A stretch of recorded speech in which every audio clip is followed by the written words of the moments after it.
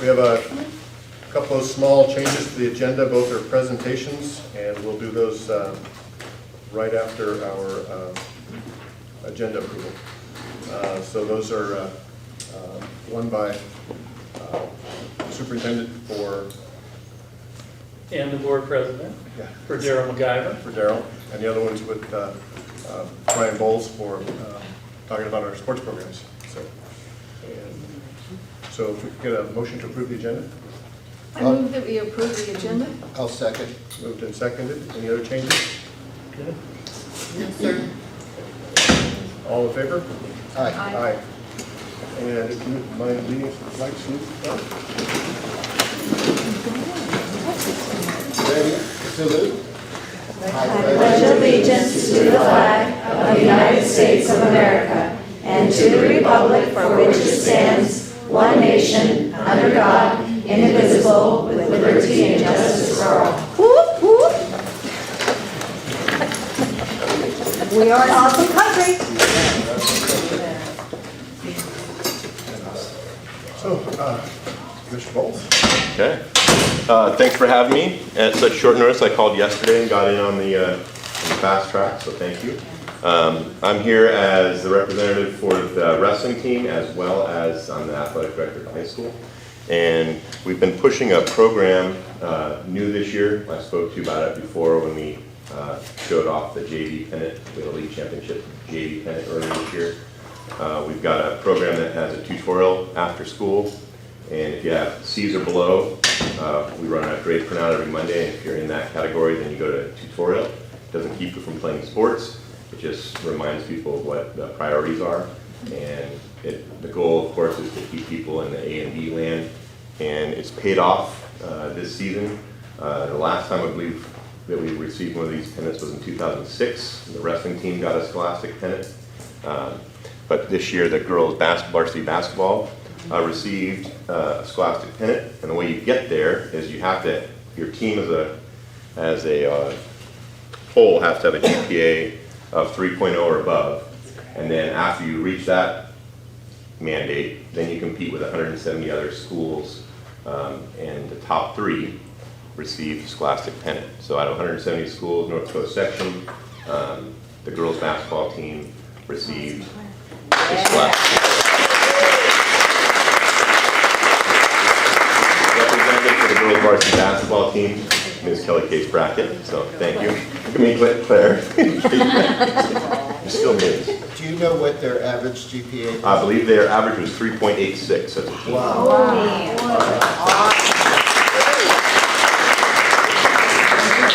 And then separately this year, And they had a winning season. and they had a winning season as far as their hearts were concerned. Yes, they had a winning ending of the season. Yeah. That's correct. So they had a very competitive season, and they did it really well. This one is competitive North Coast section team duels. It's the playoffs for North Coast section wrestling. The Wilkes wrestling team varsity were second to Lower Lake this year as a team, but they were first in the North Coast section team duels, so it's like the playoffs for wrestling. This is the 4th year in the row they've been in the playoff finals, and their 3rd first place pennant.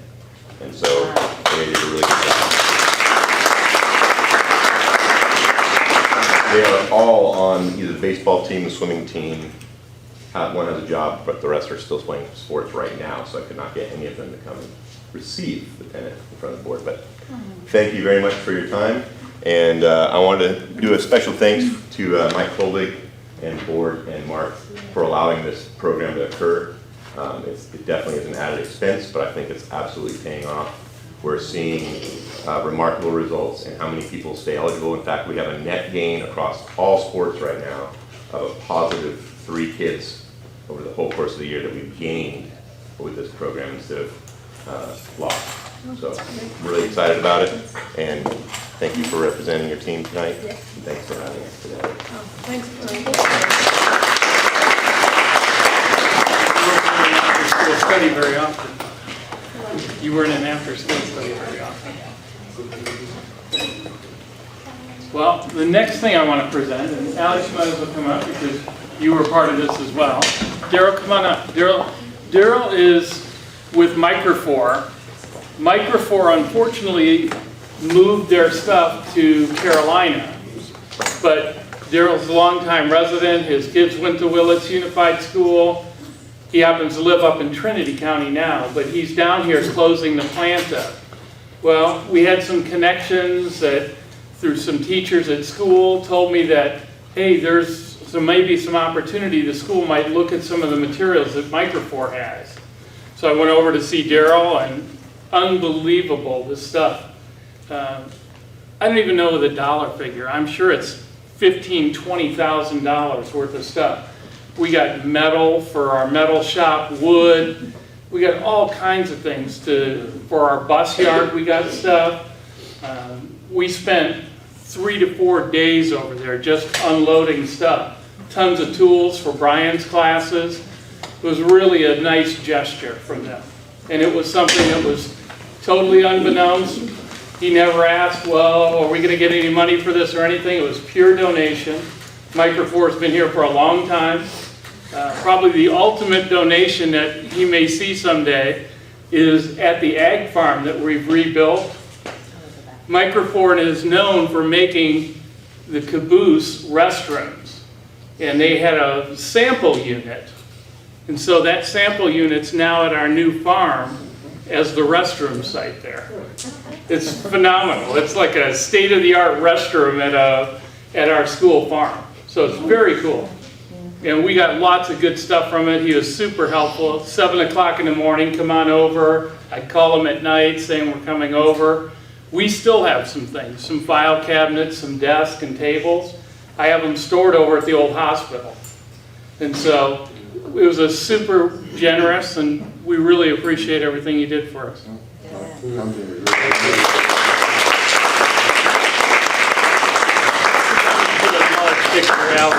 you very, very much. Thank you. You want to do it? She's our. Oh. Perfect. We're good. Yeah. Nice. We very much appreciate what you did for No us. problem, that was a pleasure. Thank you. All right. Thanks. I told you we'd get you out. Yeah. Thank you, dear. Yeah, you're fine. All right, cool. Thank you very much.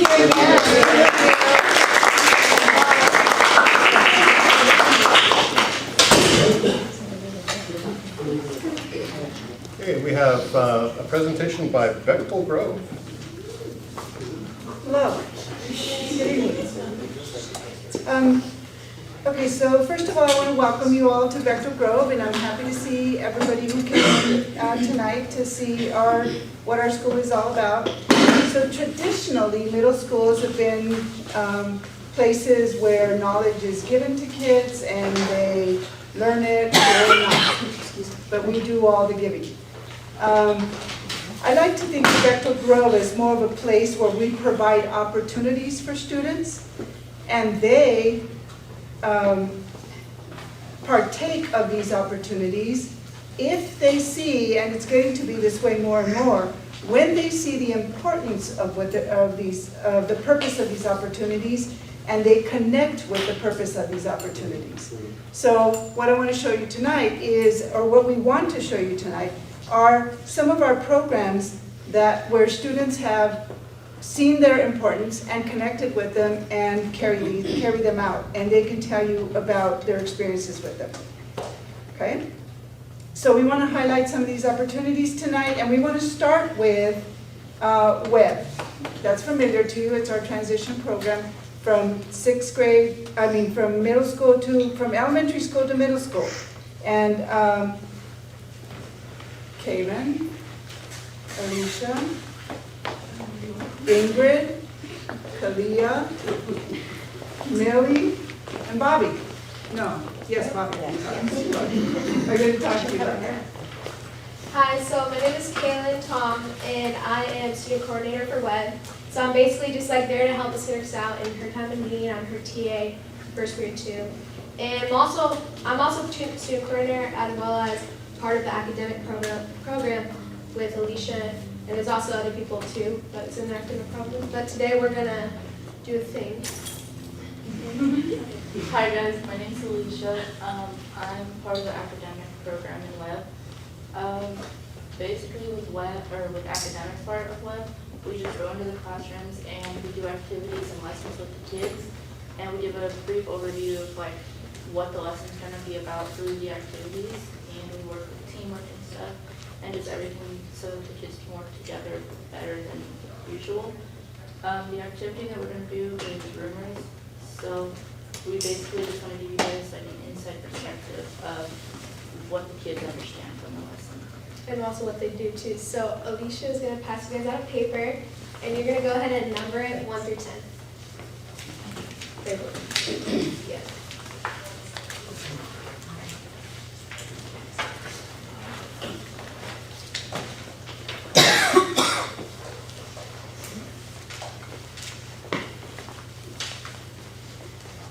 Okay, so basically I'm going to read you guys the following stories, and I'm going to stop and I'm going to say, let's just say, here, I'll just give you an example right here.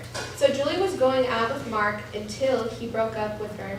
Explain or describe in one word what you think Julie feels. That her boyfriend, how we did. Julie was going out with Mark until he broke up with her. Describe what Julie feels in one word. Okay. Mark broke up with her because he found out that she kissed John behind his back. Now explain how Julie feels.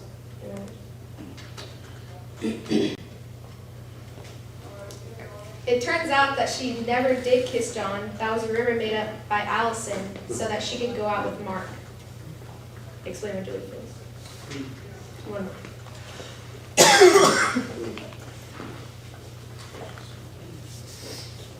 Okay. Julie starts to tell people that the rumor about her wasn't true, and she calls Allison names behind her back. Now how does Julie feel?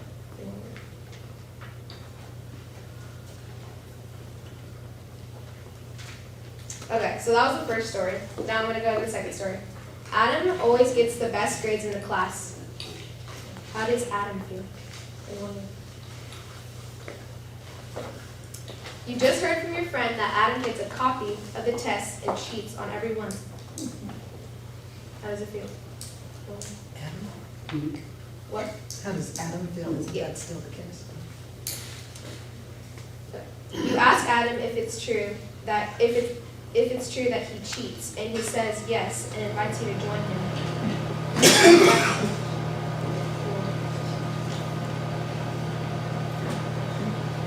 Okay, this is the last story. So Josie gets to start on the basketball team, even though your friend tells you that she's not one of the best players. How does Josie feel? You hear that she gets to start because her dad is the coach on the team. How do you think Josie feels? You go and watch one of her games and see that Josie is in fact the best player on the team, and her dad makes sure that everyone gets to play the same amount of time. How does Josie feel?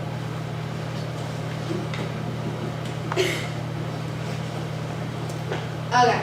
So now that you guys got to finish that, Alicia's going to go ahead and say some closing questions that you guys got to answer now about this. Okay, so after we do the activity, we just did the closure questions to see what the kids understood and took away from the lesson. So one of them is, did you notice that your opinion changed about each of the characters throughout the story and why?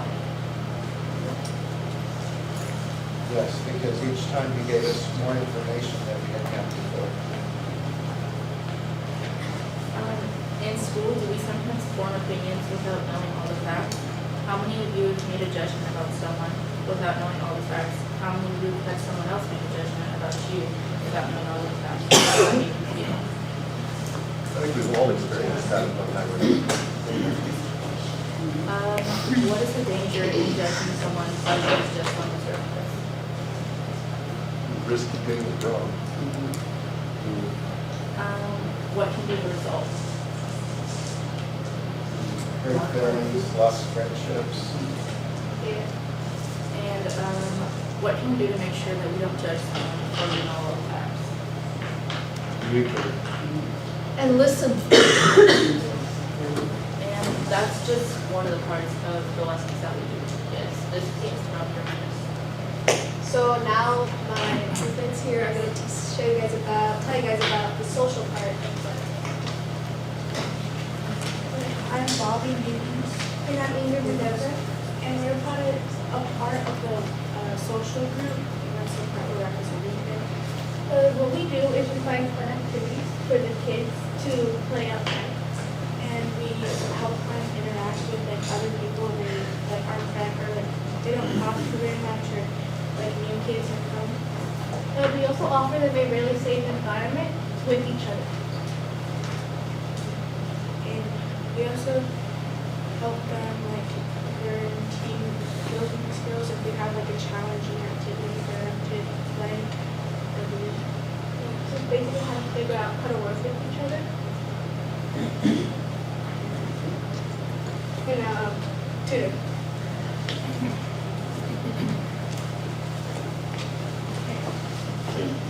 I'm Kalia, and this is Emily, and we're both tutors. And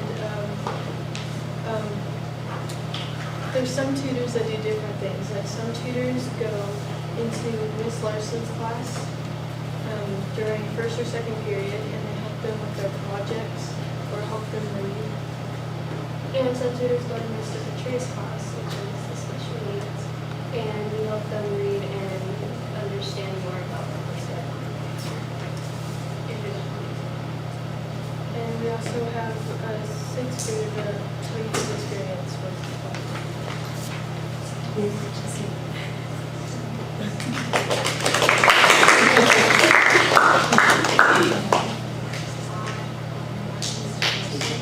Let's see louder. sorry.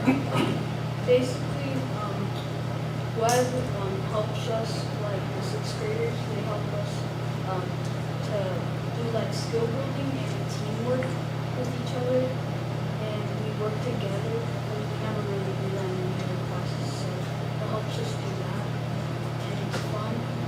So we get pulled from the class like every month, and we basically work with each other and we play games that help us work together.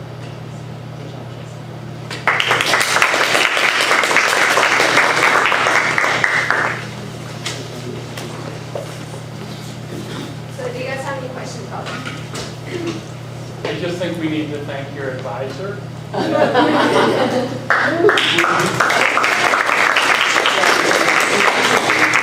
You know it's about Miss Henry. Right? Thank you. Thank you. Okay, continuing with the good stuff. Bechtel Grove is, as you know, an Avid school. Bechtel Grove is a strong school-wide Avid school, you know, because we were certified as a certified Avid school. Also, as proof of this also, we talked with some of the teachers at early high school, the kids going to high school for early high school program, and the teachers were saying that they were very impressed by how organized their notes were and how well they took notes. And part of the focus in AVID is focused note taking for, you know, studying purposes and stuff like that. So we did receive a compliment also from Bates High School. So here, part of AVID program is college and career readiness. And our AVID sixth grade last week or the week before had a career fair. And so I believe that Alex is coming to talk to us about her career presentation.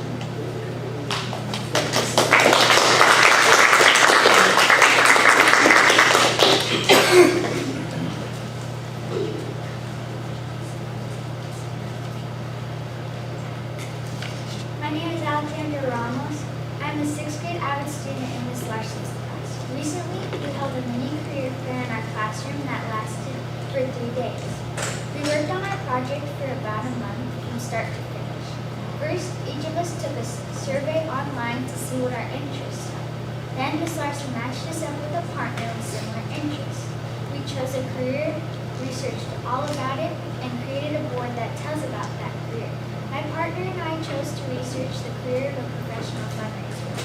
Some of the things we put on our board are necessary skills to become a fundraiser, tasks you would do on the job as a fundraiser, and the location of the career. I also want to add that on her own, she brought in Jolly Ranchers and she sold them $5 for $1, is that what it was? $5 for $1, and then so actually practiced fundraising during the career fair and then donated it so we could have a celebratory taco party after everybody was finished. And I didn't ask her to do it, she left it all on her own, so she's definitely career driven already.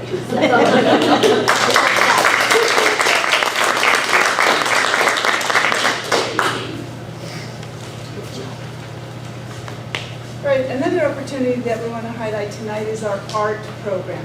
And here you see, you have the art behind you and these two, well, the stands are kind of the way, but where do we go? So, and Star is going to talk to us about this art.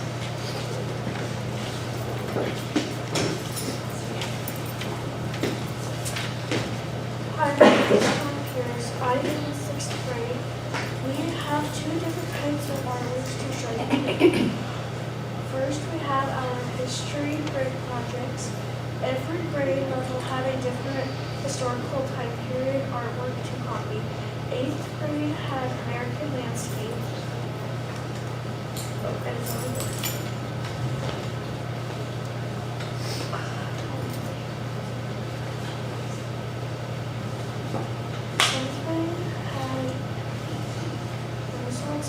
And 6th grade had Egypt. So 8th grade, 7th grade, and 6th grade is Egypt.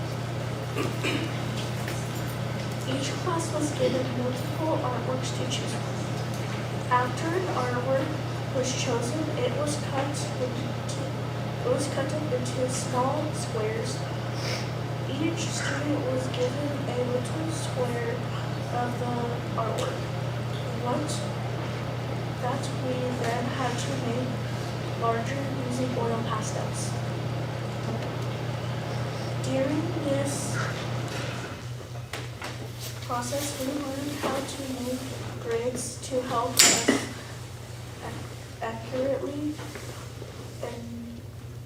enlarge the art piece given to us. We also learned that the more we communicate and worked together to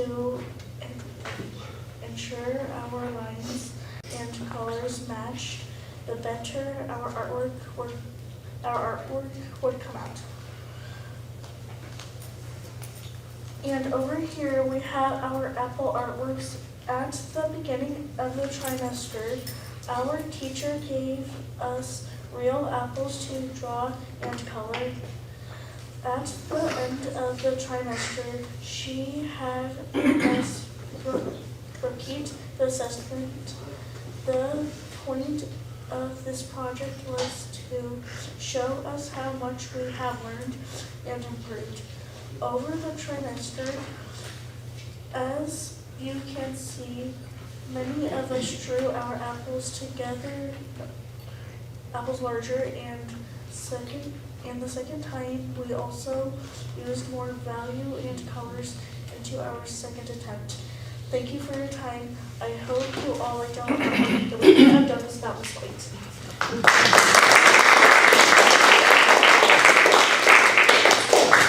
How many students a week do you see in art? How many students a week?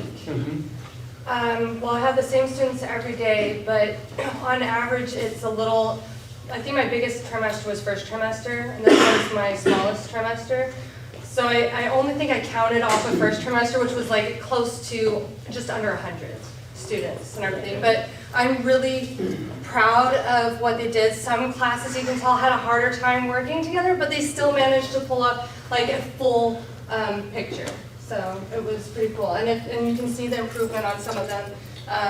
We really practiced working on making their apples or anything they're drawing larger, because they have a tendency to want to draw really small because they're uncomfortable or nervous about it. And so they did a really good job their second time around without any help. So I don't tell them at the beginning of the trimester or at the end what to do and how, or remind them how to make it better. And so you can see how they just naturally improve. And that's one of the problems in art. You have 100 projects in your classroom to figure out where to store and keep and organize in what's really a regular classroom size. You could really use a room about this size. Yeah, do it. Thank you. Another strong program that's,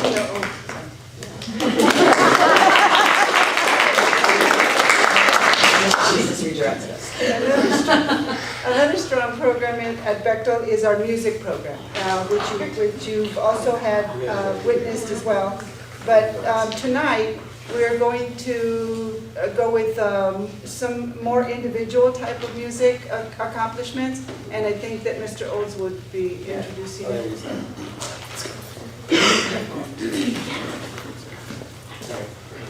While these guys are getting ready, I'll talk a little bit about the program. I'll let you guys, after we're done, I'll let you get used to the sounding here and play a scale so I'm familiar with it. My name is Chris Olds. I'm the music teacher here at Bechtel Grove. This is my fourth year of teaching. Ms. Mungia talked a little bit about creating opportunities for students, and one of those areas for us is music and creating opportunities. One of those opportunities is giving students instruments that will enhance their sound or make them sound better at their skill. Some of them, when I first started working here, a lot of the instruments didn't work for the students, and so my mission over the past several years, after the past 3 years, has been giving these students instruments that are working, repairing instruments, and this year purchasing instruments that are brand new, that are good quality, that are going to actually work for the students. Give them a better sound, give them a sound that will give them worth. A couple of other opportunities since we're on that. These are two students that have been nominated and accepted into County Honor Band, which we're doing for Lake County and also Mendocino County. I have 12 other musicians that are also involved with that, and our concert's coming up, and I'll make sure that you guys get posters out. Having those made up right now. It's the 27th and 28th of March. We in the classroom, I'm doing the talking because these guys are going to talk through their instruments for you. We build community in our classroom by listening to each other, balancing with each other, creating something really special through our music, creating a feeling, communicating an idea wherever we are. So this is the first time that we're in this type of environment, and we're going to hear from Tristan Mann on alto saxophone and Kalia Rodriguez-Lane. These are two students that come in every week and practice with me after school. They have solos that they've been working on that are different from this. And they're two students that never complain about anything. They have just a great attitude. And it's just been a blast working with them. So we're going to warm up with a scale just to get the air and reeds working. And then we're going to hear a little bit from one of the pieces that I hope to play at our end of year concert. And that's called At the End of the Day. Yes, At the End of the Day. So let's do half notes, just a bunch of B flat scale all together. We'll warm up on that.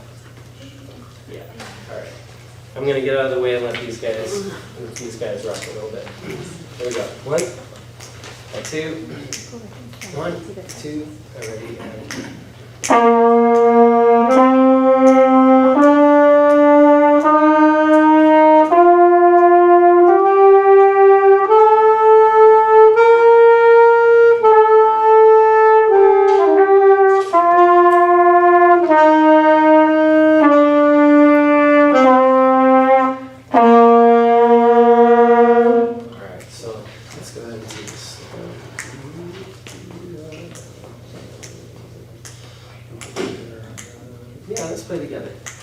Experimenting with playing together or switching off, but we're going to play this one together because they sounded really good together. Good play. I'm going to count you guys off so you have it. Here we go. 1, 2, 1 and 2.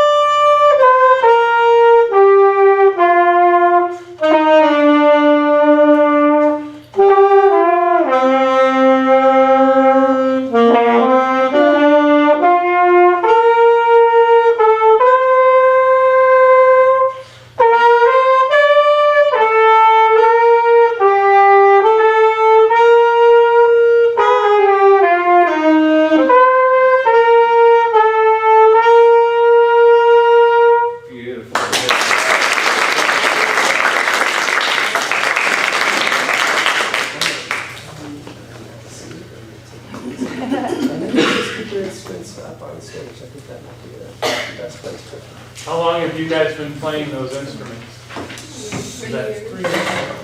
Kali is actually on, we're borrowing about 10, 11 instruments from various schools because we ran out of functional instruments. So if you have any ideas as far as grants and fundraisers and things like that, we're in need of about $70,000 over the next 5 years to purchase new instruments because we don't have instruments that work very well. We're borrowing the flugelhorn from Mendocino College, and I worked on this a little bit. Kalia's main instrument, her primary instrument is trumpet. She's on a brand new trumpet this year. Tristan's on a brand new saxophone this year. So this is Kalia's first go. How long have you been working on this? You took it home over last weekend, right? Yeah, we got that last week. So she's sounding really good on that. Yeah. Good job, guys. Way to go. Yeah. Did you guys explore careers in music? Careers in music? No.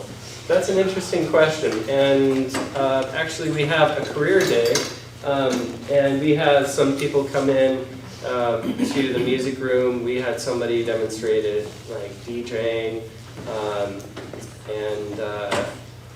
And then somebody could talk to you about her nephew coming in. He's a musician. Yeah. With several bands whose names I don't remember. Yeah, he's a jazz teacher down in the valley. Clovis. Yeah, down in Clovis, and he's coming up as a guest clinician. I'm taking my 8th grade and 7th grade down to work with Ukiah High School. We're going to spend some time down there. We did some collaborating with the Willits High School and playing at their football games. Next year, I reached out to the director of bands at Mendocino College, and we're trying to set up a concert to take my 8th grade band to perform at their Mendocino College. So, creating these opportunities with our community and with other communities around. I'd like to take a tour someday and travel down and play at other high schools with them and other middle schools. We're doing a music festival trip in April. That's going to be a lot of fun. So anyway, it's a blast playing music with other people and having guest clinicians come in and work with them. So anyway, thanks for your time. Thank you. Yeah.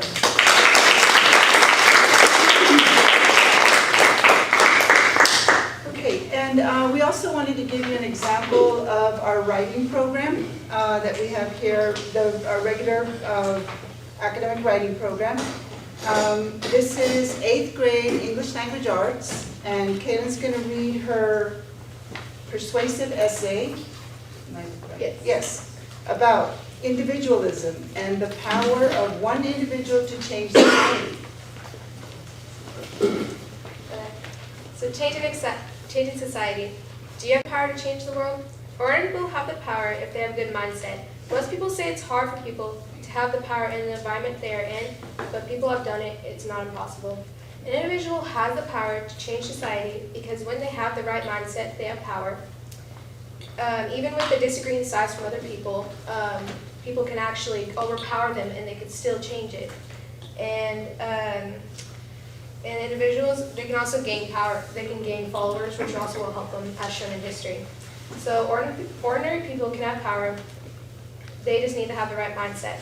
Studies show that when people feel powerful, they are more likely to express oppression to the status quo. This means when people feel powerful, they are more likely to stay or stand up for themselves to others. When they stand up for themselves to others, society's problems or whatever is going on can be changed. Feelings of powerfulness play a critical role in whether people take on these systems of oppression. So basically, when people feel powerful, they flip oppression by doing good actions, and some of those good actions can be changing society, or then again, society's problems. People have already changed society, even with disagreeing sides from other people, like Rosa Parks. And Rosa Parks was an African-American woman who refused to give up her seat to a white passenger on a segregated bus. America was separated back at that time, and she stood up for black rights, as well as she was a major part in the civil rights movement. Unfortunately, she was arrested, but her actions finally stood out, and she was one of the reasons society isn't segregated anymore. Also, Sir Tim Berners-Lee is the creator of the World Wide Web, and his goal was to allow researchers a place to share information online so that others can see at any time. He had to pass through so many barriers to create the internet, such as workers and equipment. Some probably disagree with him now because the internet has the internet can also different opinions can be against creating the internet. So because now there's viruses and there's sex trafficking and all that stuff, and the internet isn't. But now the internet is now the kind of society which was created by an ordinary guy who is now probably a billionaire.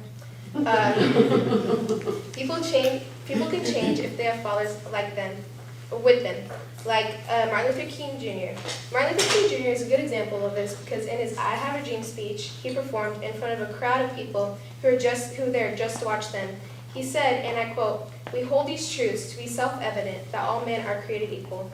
This speech was a major part of the civil rights movement, but unfortunately he was, like Rosa Parks, he was assassinated because of what he fought for. But he still had a part in ending this segregated country, which had changed our society in so many different ways. Now, we are more all equal, even though there is some different societies out there, people are against that. But now we can be equal to each other, and we're not really judged by the color of our skin that much. Also, Lily Ledbecker, she was an ordinary girl who actually sued a company in 1996 for paying her less over the years than her male co-worker. Lily stood up for women's rights when she fought for equal pay. She changed people's outlooks on women's rights, and now, which changed society's equal pay. Now women are equal to men and are free to do whatever they want. Some may disagree that individuals cannot be powerful and change society. They might think that people can't just come up with good, powerful thoughts in their minds on their own because they might be going through things. However, when people set their minds to do things, they can do them. When people have a good mindset, they can change society's problems. It's going to take time, but people can ultimately do things changing society. In conclusion, an individual does have the power to change society. They just need to have a good mindset to be powerful. It's not impossible because people have done it before, but though they do need followers. Overall, anyone can change anything if they feel powerful and have a good mindset. It's not going to be easy, but everyone can do it over time, and powerfulness can lead to better things and an impression about society.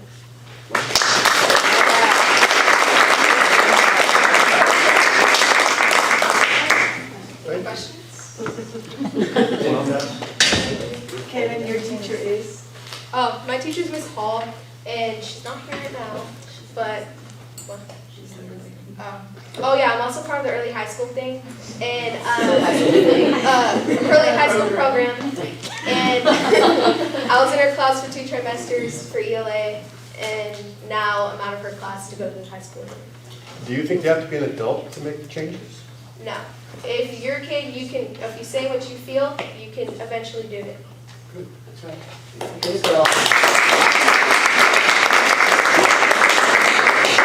I like that answer too. Okay, So one of the more valued partners that we have at Bechtel is our after-school program, our Kids Club. And our Kids Club gives students opportunities, different types of opportunities. And one of the opportunities that's been given this year is a sewing class.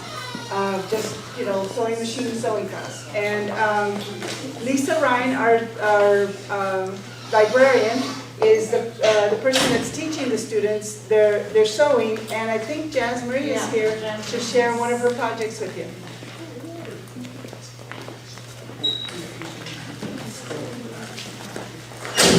So we have 3 students, and Jasmine is my most faithful. She loves to sew, she's there every minute, and I'll let you tell her the 3 different projects we've made so far. This project was one of the biggest projects that we've done. It's a little flat blanket quilt, and then we've done these little bags. So I brought stuff that the other 2 girls have made. They were too shy to come. But the potpourri bags, this one is Jasmine's, and this one is Addie's, if you want to look at them. They're really doing really well. And then these are the 2 blankets for the other girls. They haven't finished yet. Jasmine's finished hers. She's the first one to finish, but they're just starting on their borders. They're doing really good. And this is the other one. This one is Angel's. So we have Angel and Addie and Jasmine. And then we made a pillow cover. That was the first project. And then this was the second, and this is the third. And then we're going to start something else. We do it on Thursday and Friday for 2 hours right after school. Thank you.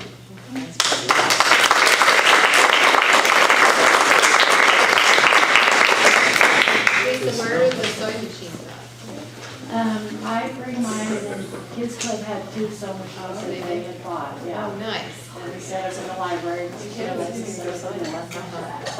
Lots of people have donated fabric and everything, so we're doing really good.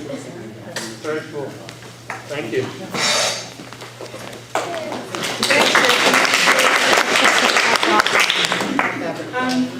Okay, and we're almost at the end here.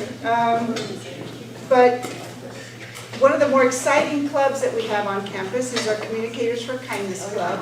And they are here to invite you to a very special event. Who do I have from Communicators for Kindness? I don't know if you did. I just found one. Oh, some people, they were so kind. They were so kind. Yeah, I know. You got this.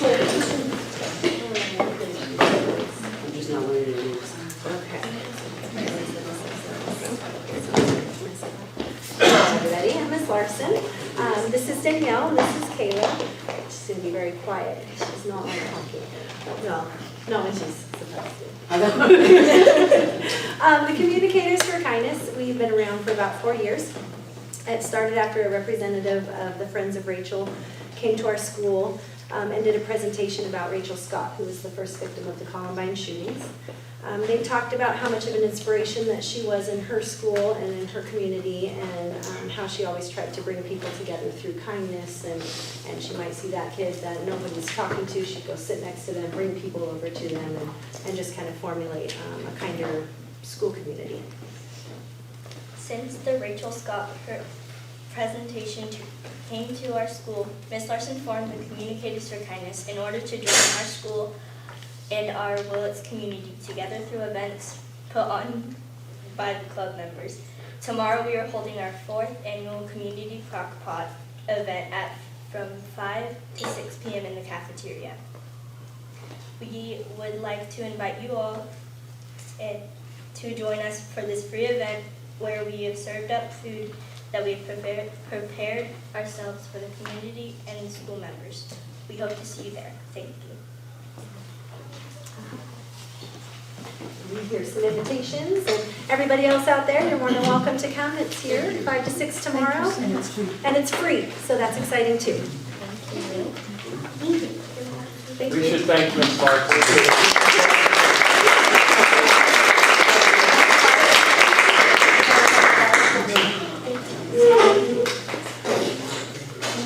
Okay, and finally,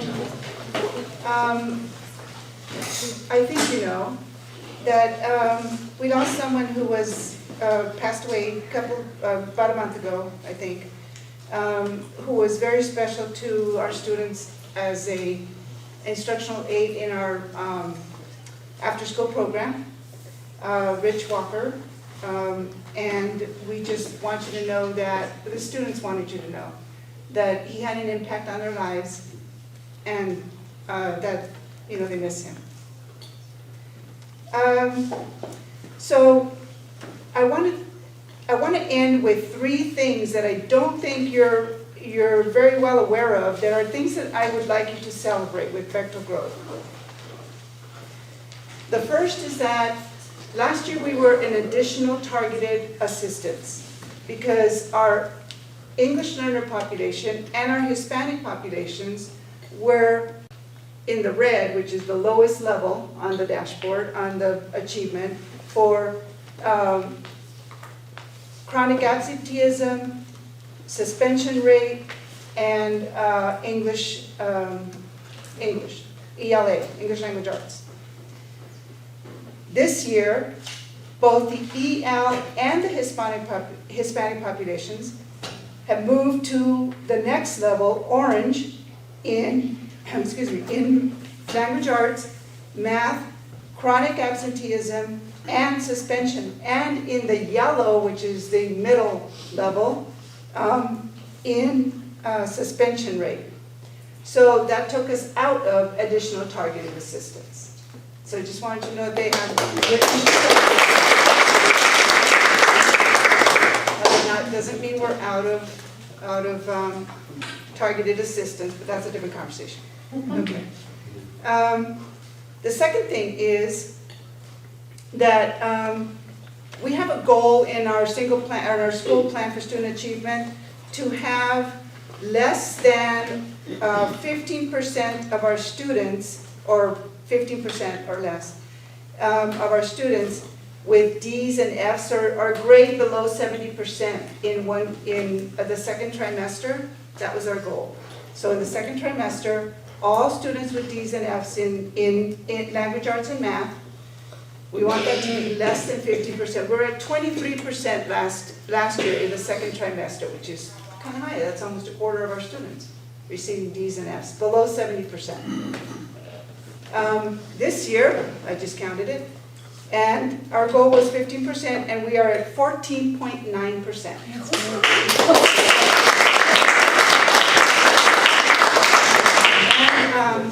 And then the third thing that I want you to celebrate with us is our early high school program. Because they've been at the high school now for a couple of weeks. Like I said, they've been getting compliments, not only about how they act as students, but also how they act as their own characteristics, their own person. And we started off with 33 students at the beginning of the year, and we sent 30 students to the high school for the last trimester. So they've been doing great. Nice, good job.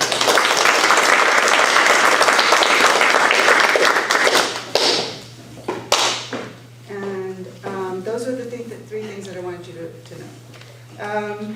Please come by the office at some point and see our Egyptian death masks that Ms. Larson's class developed. And look at the library bulletin board. Is Lisa gone? It's always something amazing that she puts up there in motivation for our kids. And thank you for allowing us to share our enthusiasm for our programs with you.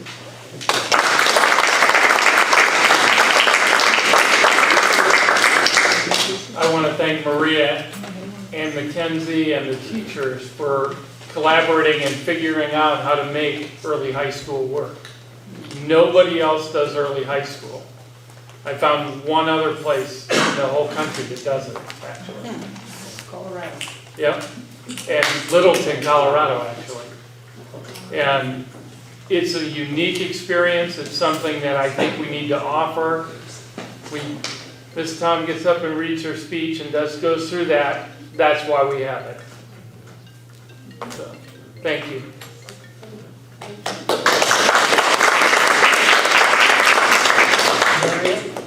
Maria, do they get high school credit for their work done at the high school? They do, they get high school credit for the 2 classes that we're taking now, and this third semester. And they get, not credits, credits for the prerequisites for their 9th grade English and their math, algebra 1, and science. They'll go to 10th grade English as freshmen. So they'll do English 10, 11, then they can do AP language, because it's very conducive to standardized testing. And then as a senior, they'll most likely dual enroll, take English 200 from many. Are you planning to expand that to other like math? So Math is already there. We already have algebra 1. We already Here. do algebra 1 Yeah. here, yeah. I think it's really important that you know that it's not to get kids out of high school early, because we call it early high school. It's not to get out of high school early. It's to advance those students to higher, more rigorous courses at the high school or at the college level while they're still in their 4 years of high school. They still have to take 4 years of English at the high school. They still meet all their A to G requirements like that. They're just meeting them at the next level. And they're taking things like a health and an ag class this trimester at the high school.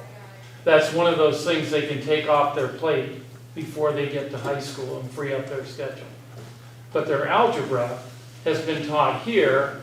That algebra doesn't become a grade because it's taught here, but they get credited for Algebra 1 because it has to show on their transcript, because it's an A to G requirement.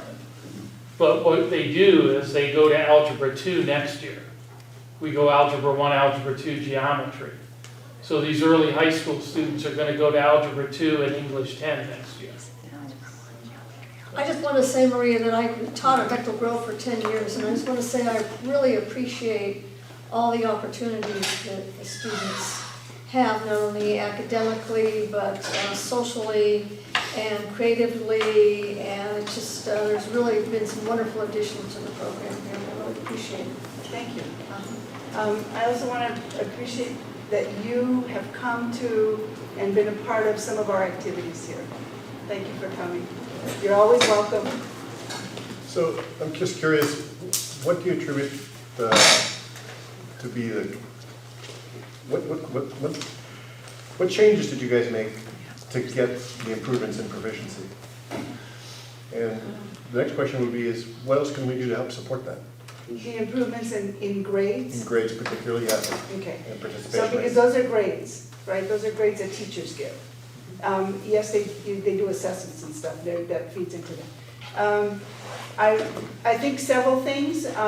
One is that we organized our students using those Avid strategies of interactive notebooks. You come into core classes, all students have all of their notes, all of their materials inside an interactive notebook that they study from, and it organizes their materials so that there isn't, papers all over and in the bottom of the backpack and all that kind of stuff. And then we also have put in we had interventions during the day, small group interventions for those students who are really struggling, or not struggling, those students who are very behind in their skills. 3 and 4 students per group. And I mean, there's a whole system of stuff, but the other thing we have is a 7th period, a larger class intervention for math and reading. So, and some of those, what helps a lot is our after school classes that we have. That's part of ACES, part of our kids club, but our teachers teach that, and where students can go for help if they don't understand a concept, and I mean that's mostly what they're using that for. So I think there's several things there. In fact, Bechtel uses a true middle school concept where their core classes run all year long and they're a longer period of time, but we also have lots of good elective choices. And at the end of the day, she has a bonus period, a 7th period, where it doesn't have to be by grade level. It can be by skill, by interest, by content. And so they really have some targeted assistance they can do right during the day. And they've used that to their advantage. Well, I think one of the other things is that our teachers have been very willing to communicate with parents about, you know, when a child is looking like they're not really putting out full effort, when, you know, we're not getting the reading done, we're not, I mean, there's been a lot of, because we meet in those, because of our schedule, we're able to meet in those grade level meetings and talk about kids and make sure that They're focusing on student achievement. yeah, and they're focusing on student achievement, yeah. Thank you. What can you do? Any public comments, pardon me, excuse me, WTA? Dakota said this was the spot. That's right. The kids have to have a spot. Always have to have a spot. Okay, hello. I got a lot to share with you tonight. We sent 7 new teachers to a new educator conference in the Bay Area. CTA and WTA helped scholarship them, so 7 of our Willits teachers got to go to this conference and came back with a lot of enthusiastic ideas and energy. So that was a really cool thing.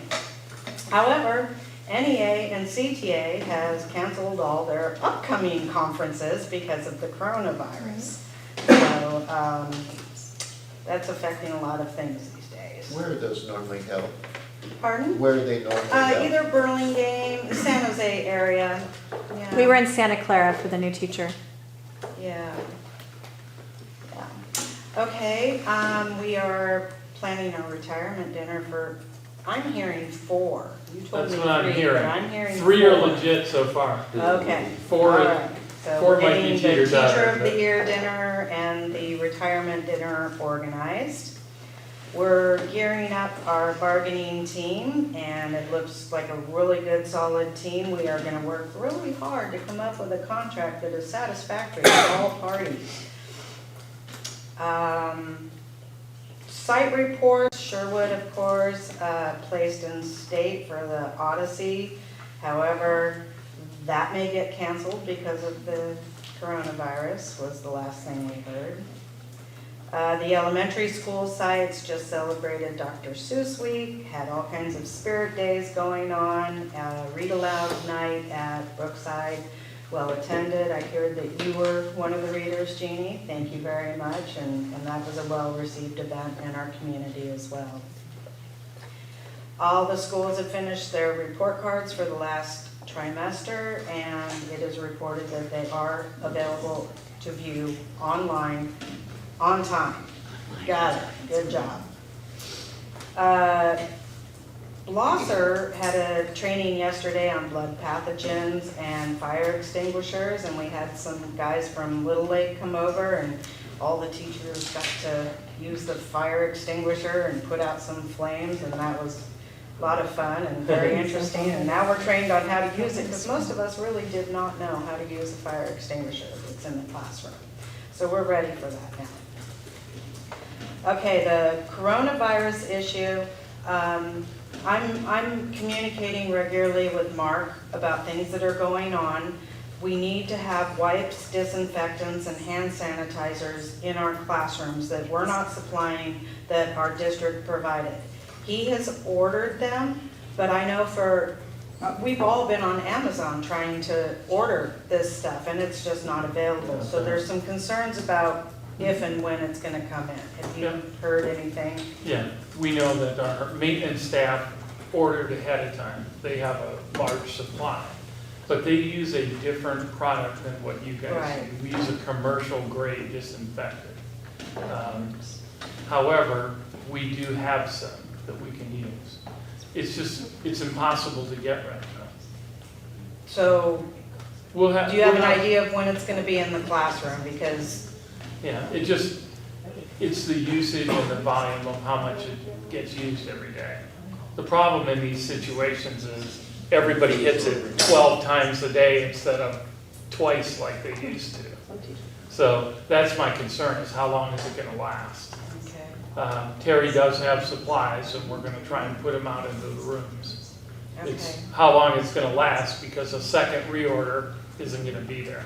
Right, So we have some supplies, and we just need to figure out, I okay, don't wanna say ration, because I don't wanna run out, right. but I also don't wanna say, oh, we got tons, and Well, teachers also don't want to be responsible for allergic reactions to Clorox wipes or something like that. It's got to be the district approved stuff, we know this, plus we don't want to have to pay for it out of pocket, so. there's a big issue about, could bleach wipes be used? Custodial staff's not allowed to use bleach. That's on our can't use list. But again, these are desperate times, so my guess is there's been some Clorox used on handles. Yeah. But as a general rule, we use a product called Buckeye, and it's a disinfectant. You're not gonna see it on the list from the county of what you should use, because it's a commercial grade product. How It's often is that being, how often are the Every night. rooms at all the sites? every night. We have a higher level product that we've been using on rooms, especially if there've been a lot of kids sick, or on weekends. Our maintenance staff came in, it was last Saturday, and hit every single building. Okay, And we use a product they use at the hospital. okay. And we use that because there's nobody there. You know, and it's one of those issues Are we gonna of, do that every week? Is that kind of that's kind of the plan. I just want to be able to Yeah. share with the teachers what that plan is. The problem with disinfecting a room is, as soon as the 20 kids sneezing and sniffing walk in, Yeah. it's all over. Yeah. It's almost like And it irrelevant. doesn't really appear to be a concern for the children as much as it is for the adults, Right. the hosts that are carrying it, and, Right.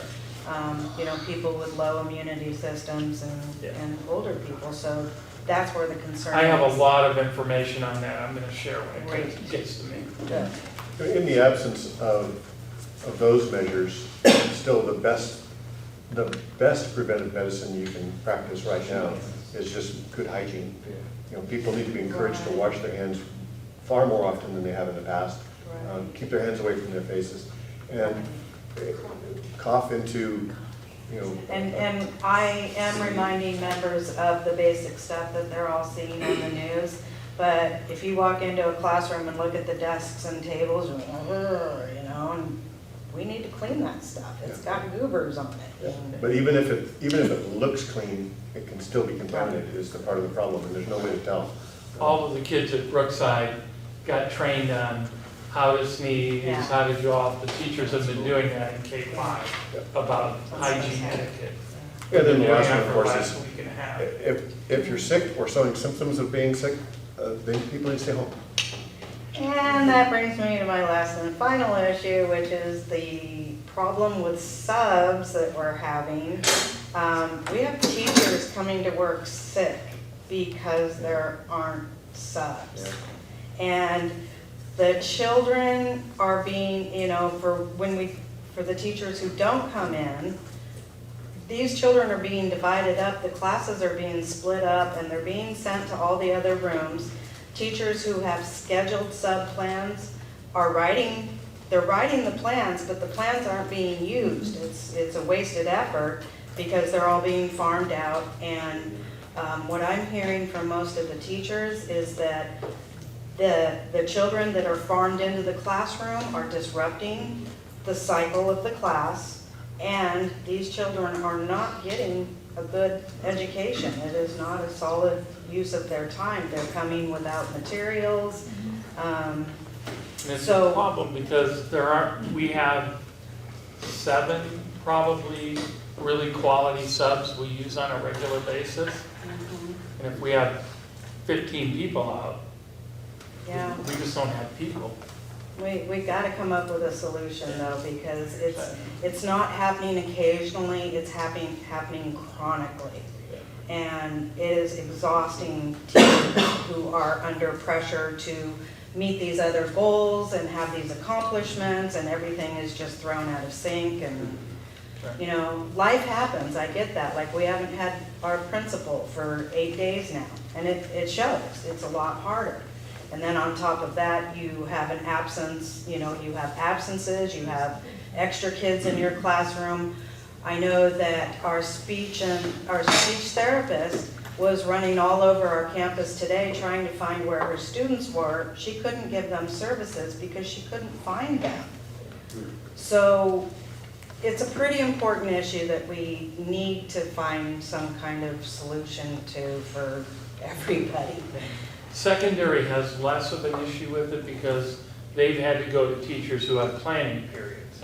Unfortunately, K-5, there aren't any of those set planning periods. Do we share subs with any other school districts? Yeah, but we're not the only ones. I was on, that's part of my thing, I was on a superintendent's webinar today for 2.5 hours about that. They're all have, Fort Bragg has the same issue. Ukiah's issue is off the chart compared to ours, because they have so many. Can I say something as a parent? Certainly. So I have like a kindergartner, and as you know, they get, and they touch everything. So I have never seen a year so horrible. But this is also my first year with a kindergartner and everything, but she also has been diagnosed with asthma and low immunity. She's literally since November been sick chronically, and my husband injured his back. He has a slip disc or something like that. So it's hard, like even, like for me, I'm saying it's well, I'm not going out very often, but occasionally I even have to go out. She's getting sick so often. She's had pneumonia 3 times this school year. Oh. Like, it's also a concern that way. And I'm still going to school because I'm stressed about planning and being a first-year teacher at this middle school. It is, like, I don't know about you guys, but it's weird how sick I feel like we've been getting. In the past, administrators and all the resource or support staff, class certificated, would take a class instead. Is that doesn't happen? They still do. They still do. Nancy's been on jury duty for 8 days. Yeah. A mandatory trial jury that she couldn't get out of. Right. No, but like at the middle school level, we often take a class. Maria or I will tag team and take a class. Oftentimes we have 3 people out. It's rare that we have 100% teacher attendance every day. Very rare.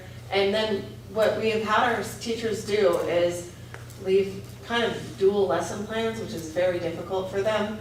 One, what you would do in the class if a sub was actually there. But really what they've just started doing is, here's the lesson plan, and it's something that students can either take with them or do with the substitute. So it's because we just know, and our teachers know, that chances are they're not going to have a sub.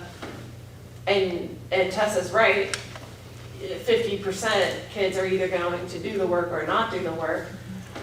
It's often better when we have one of our teachers that are on prep to take the class, which they do.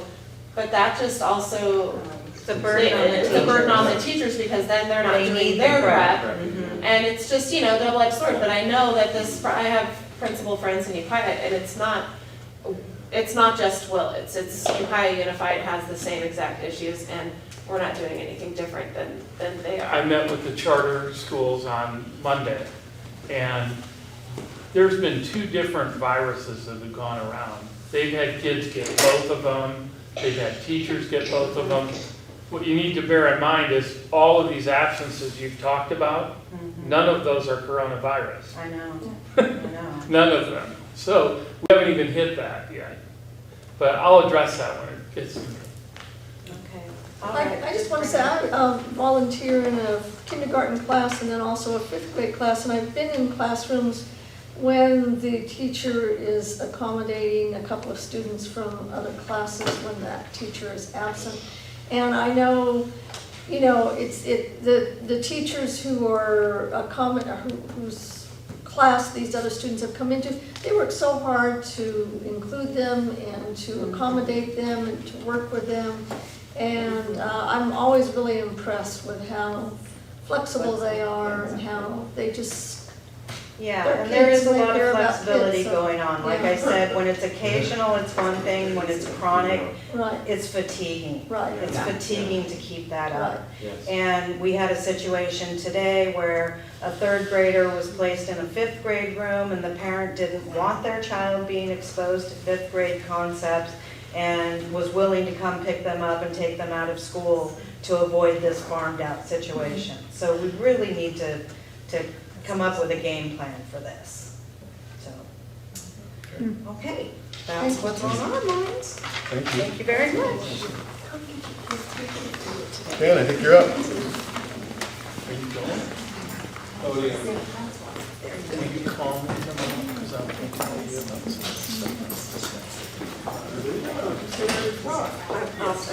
Okay, thanks, Dan.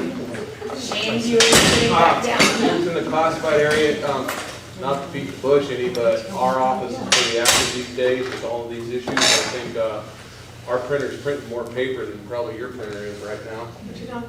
All of the stuff we're getting over email about the new systems and coronavirus, the things we can and can't do, and the things we can and can't use, and all these different rules and regulations, and we're pretty inundated with all that stuff.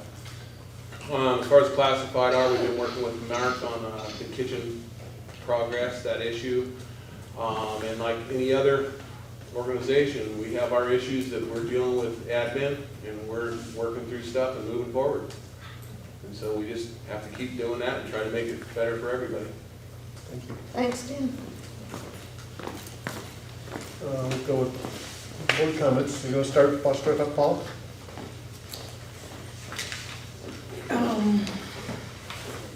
No, I'd rather go last, please.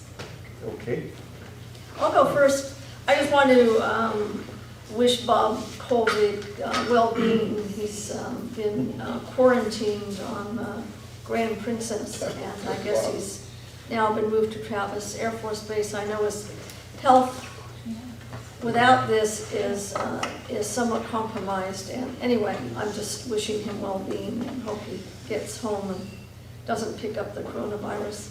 And I also wanted to acknowledge the staff, the administration, the custodial and maintenance staffs, the teaching staff, everybody has made great efforts the last couple of weeks in regards to the coronavirus. And I know that there's a plan in place in case the school district has to shut down, and that there's been a lot of effort and to sanitize classrooms and to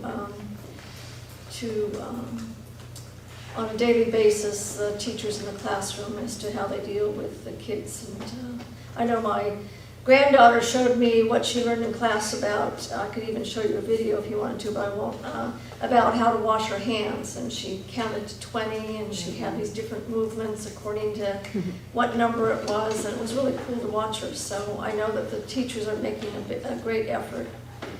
And I've wanted to get a better idea as to scheduling at Bechtel Grove Middle School, how they schedule kids and that kind of thing. So I came to the 5th grade parent visitation in order to sort of see what the 6th grade does, and I learned a lot, and I got a lot out of it. And again, I'm really impressed with what Bechtel Grove does in all those different areas that middle school kids need, not only the academic, but the social and the emotional and the creative, and to find what kids are interested in and give them opportunity to express that, like the sewing after school, all those different things. So, and I did read at the Dr. Seuss night at Brookside. I was really appreciative of being asked, so I read Green Eggs and Ham, and I didn't think I could make Green Eggs and Ham last for 13 minutes, which I was told was my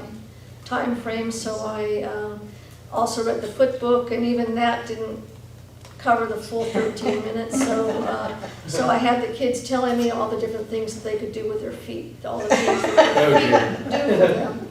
And it was fun to hear what the kids thought that their feet did for them, and it was anyway, it was a wonderful experience to see the kids with their parents and to read this really fun literature. So that's it from me.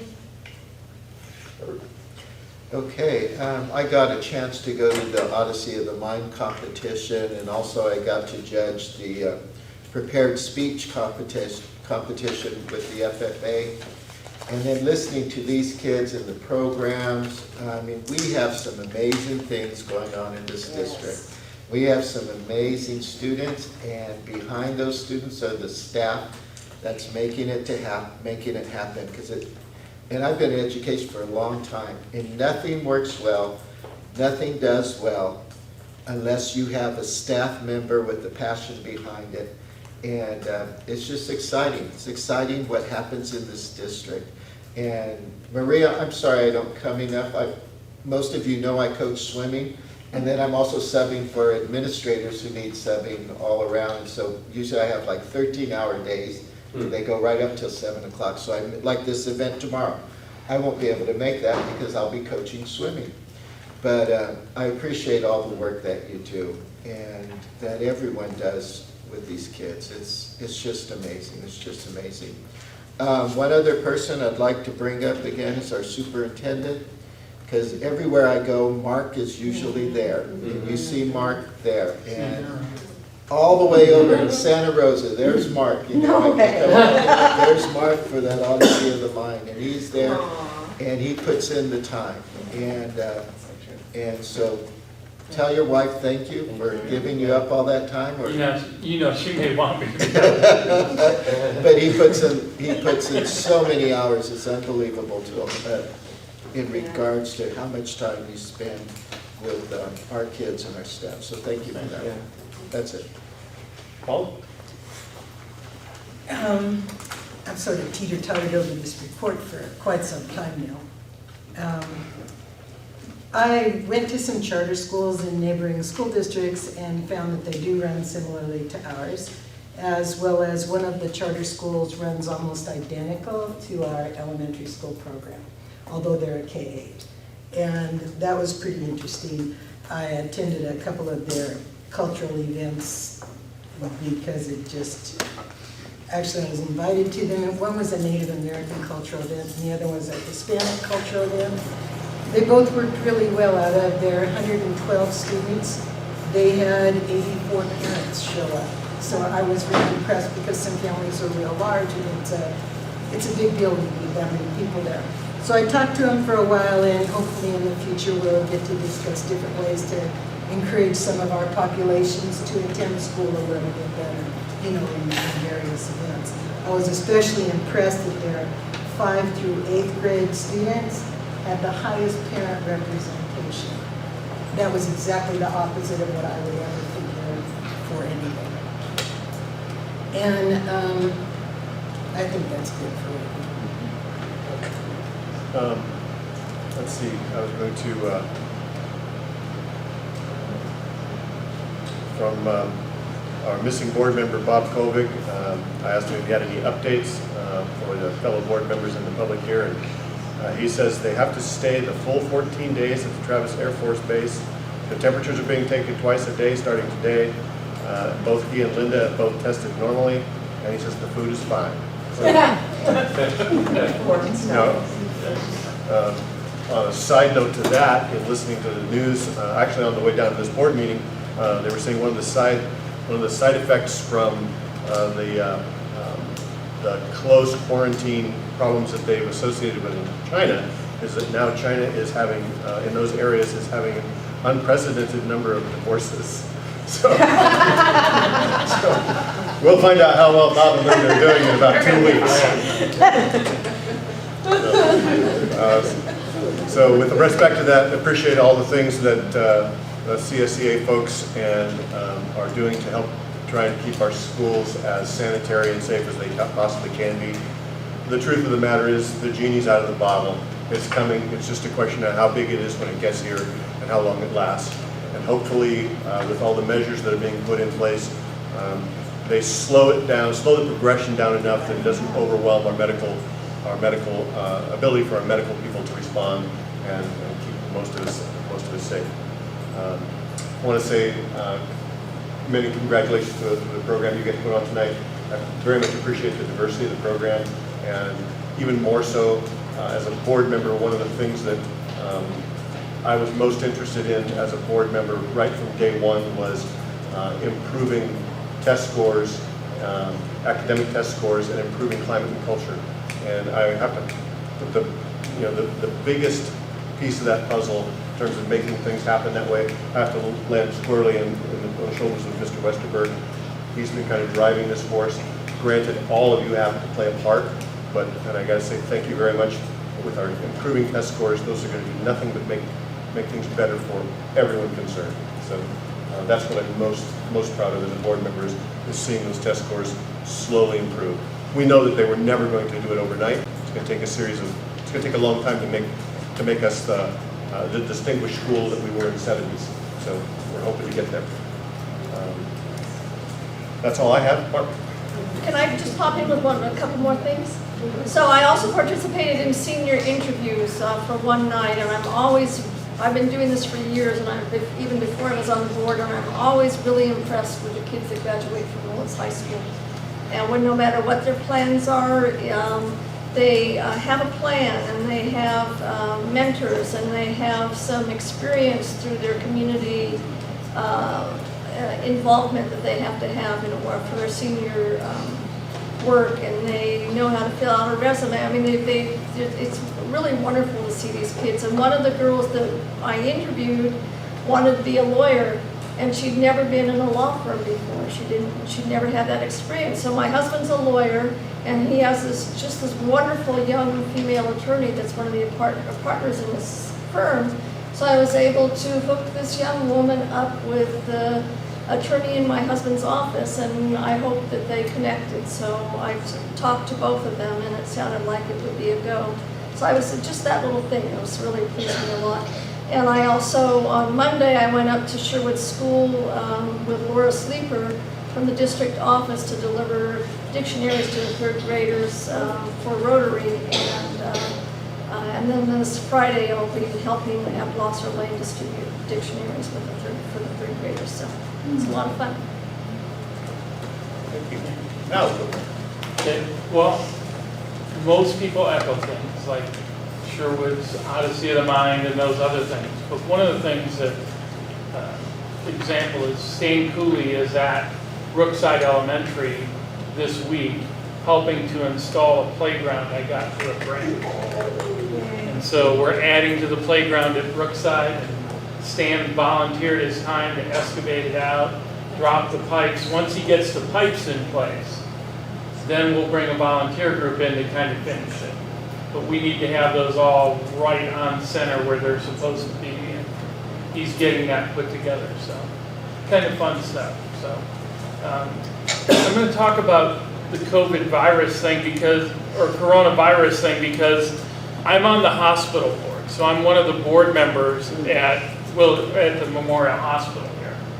First and foremost, there are 0 reported cases in our county, none. There have been lots of tests done. There were 0 hits. Willits Hospital is in, I don't want to say great shape. They are well prepared for an outbreak. They had some people that were tested. They tested negatively, but they went ahead as if they were positive. And they went through all of the how to gown up, how to be ready for it. They have all of their supplies on hand for their employees to take care of people if they have the virus. They have 3 negative air pressure rooms that will take out that at the hospital. They have 4 ventilators. Ventilators are obviously a necessity because that's what happens. It's respiratory for older folks who get it, who have respiratory issues. They have their ventilators up and running and ready to go. They have test kits. They're very well prepared for an outbreak. So the hospital's in great shape. One of the issues for us as a school is we really don't know what the impact's going to be. This is kind of uncharted territory. There never before have we really gotten prepared for, we have a flu season every year. In the Midwest where I come from, it's usually pretty dramatic. Here it's not as dramatic, but this is an unknown flu which has a lot of negativity that goes with it. But we have to remember some certain things. 80 to 85% of the people who get it, it's a mild flu. The people who are most problematic have pre-existing conditions. that make it problematic. There is a 2% mortality rate. That's high. It will eventually community spread. So what we're doing is we're trying not to do certain things. We're doing need to do's, not nice to do's. I'm sure they're going to cancel the Odyssey of the Mind State, or they're going to move it back. They've already moved the science fair. They've gone to a virtual science fair. So if Dawn had a project as a student, they're going, My kids didn't want to go. Oh, So because we qualified. they're Dang going it. to have the student do a video presentation and send it in and get it evaluated. So that stuff's going to come out in the next day or two. Maybe they can still find out. For the last week, I've kind of been putting together a plan and checking on what we can do. We have a K-5 plan if we close and a 6-12 plan if we close.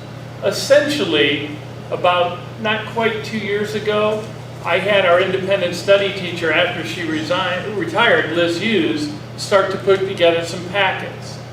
We have 3 weeks of packets for each grade level, K-8. Plus, we have a week of spring break that will undoubtedly probably fall in there. We could span a 4-week window of time if we needed to. Now, there's some caveats to that. The state has rules about modified independent study, how many students can be on it, only 10% of your school. My guess is they're going to waive those rules if we have these issues.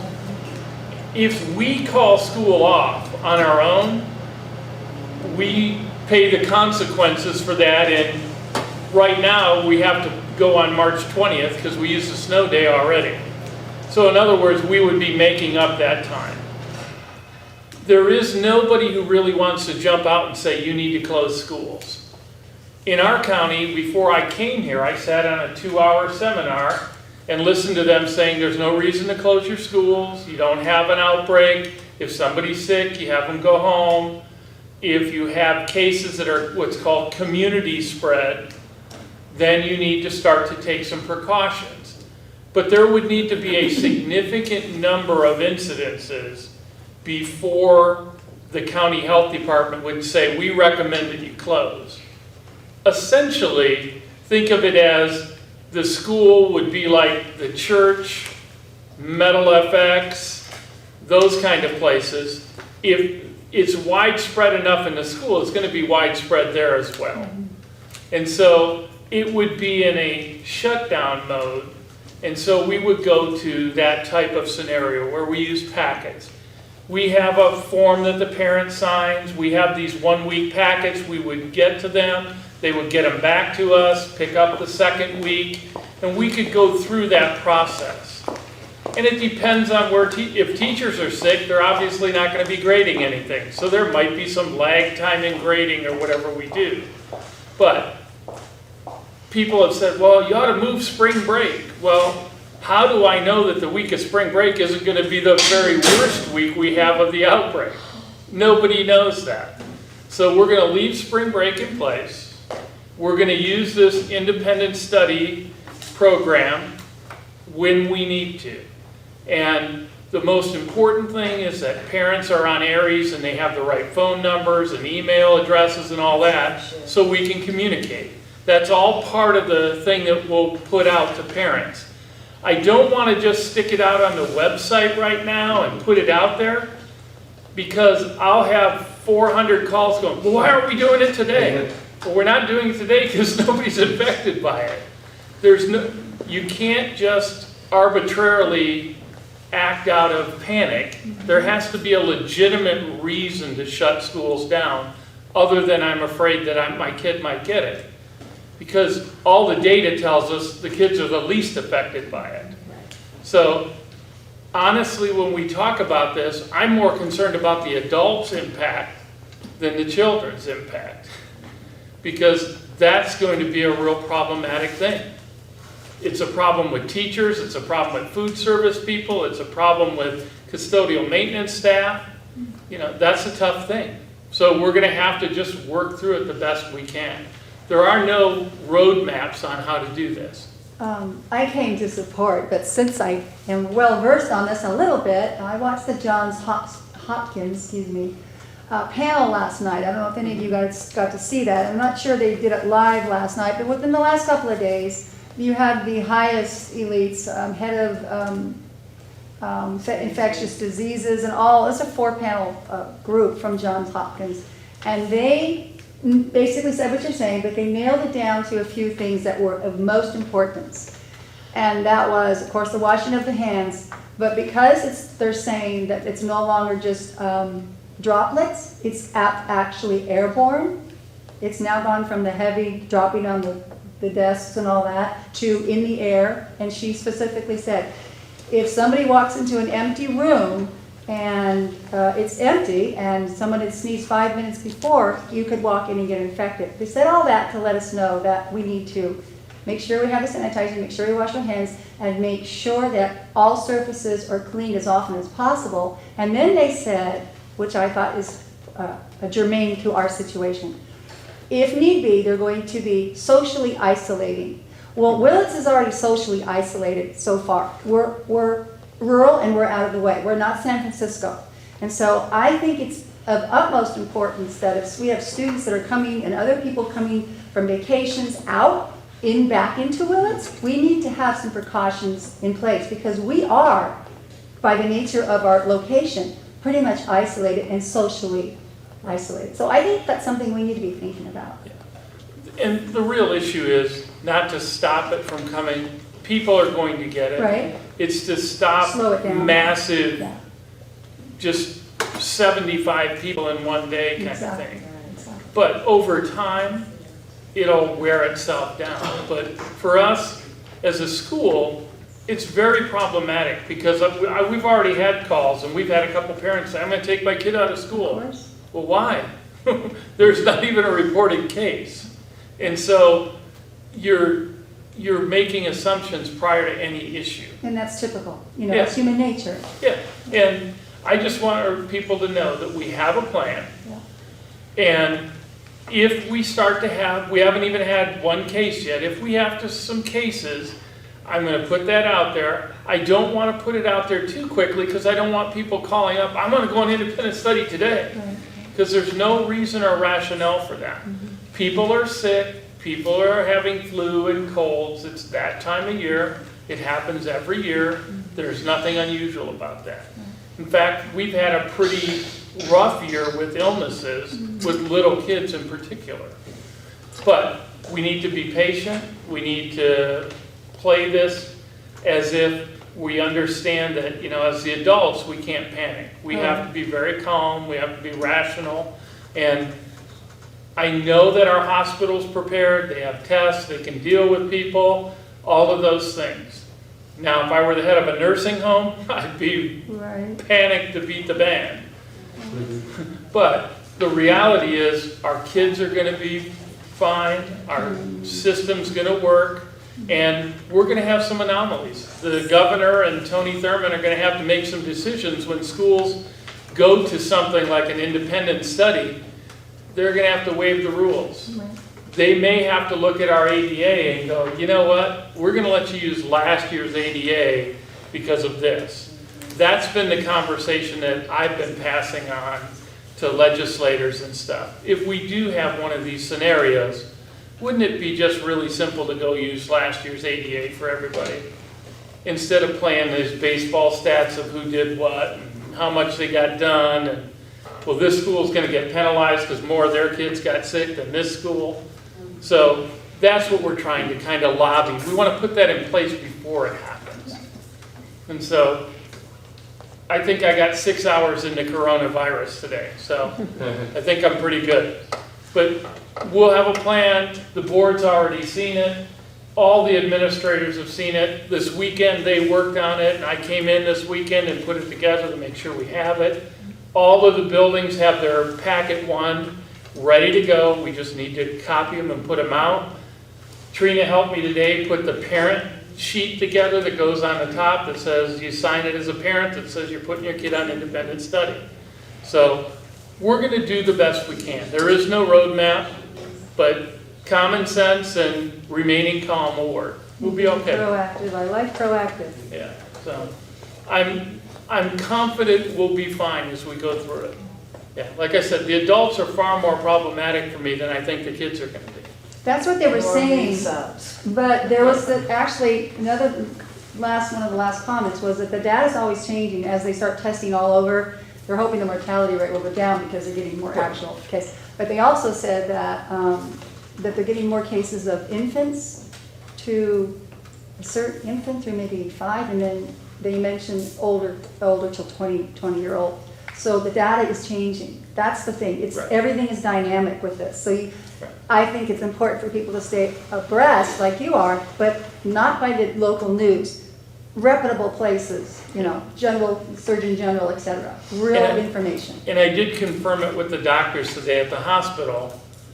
There's no known case of somebody really getting it twice. That's good. Because the concern is, you had it, you got over it, you come back, now you're gonna get it again.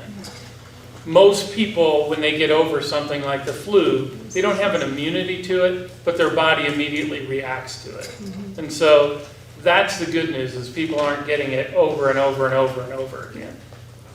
So that's kind of where we're at with Corona. I have all the stuff, I'll have it available, but again, I don't want to create mass hysteria. I just want to, we need to stay calm, put it out there when it works. You know, crazy questions. What happens if we have that? What do I do with the custodial maintenance staff? You know, what do you do with food service? They just lost employment. Yeah, so I can tell you what our normal process is. Well, that was one of my worries about the kids that really depend on that lunch and breakfast. And yeah, well, unfortunately, we're not going to be able to be there for that. But the employment of those people, a lot of our people who are CSEA live pretty tight. And so our practice has always been to keep them whole. If we have to make up the time, they'll need to make up the time when we get there. But we're going to continue to keep them whole financially, just as if it were a snow day. that's good. We're budgeted for that. That's kind of our mentality. And let's hope that we don't have to be out of school a long time. Because there's a difference between them saying, I don't want to come to work, or I can't come to work, or we won't let you come to work. Those are two different things. And when we close school, it's we won't let you come to work. So I think, you know, we just need to be calm about that. I want to make sure people aren't going, oh my God, they closed the school for a week and I can't make my car payment. We're not, that shouldn't be any of our conversation. It should be all about health and safety. Commendable. Okay. Let's see, public comments on the consent agenda. I have two quick, sorry. Anybody from the public want to, anything on the consent agenda? Okay, Paula, go ahead. I just have two things for clarification on 8 and 9. I don't know if you just want to kind of answer them, or if, you know, you want to pull them. Let's get a motion for approval first.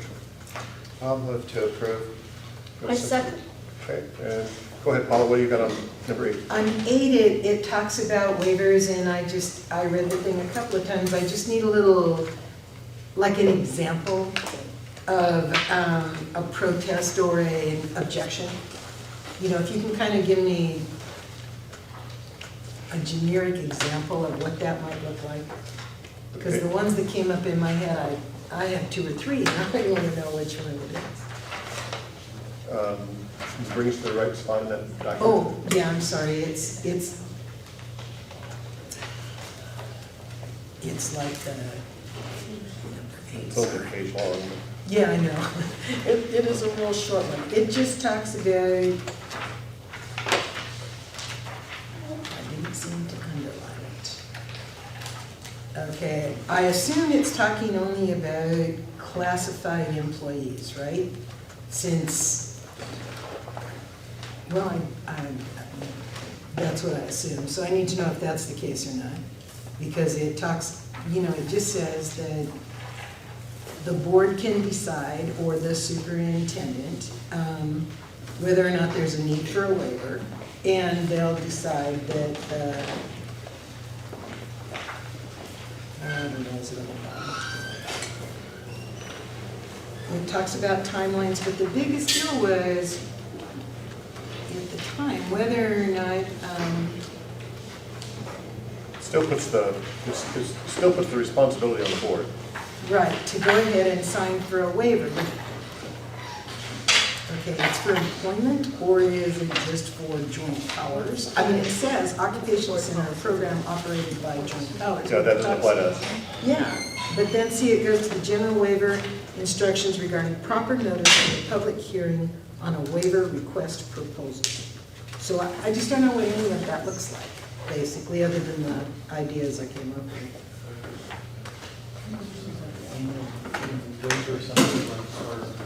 Would it be to extend the timelines when you ask for things from the state? Or, I don't know, it was just a tough one. I mean, it's all red nearly, so maybe it's all new, but.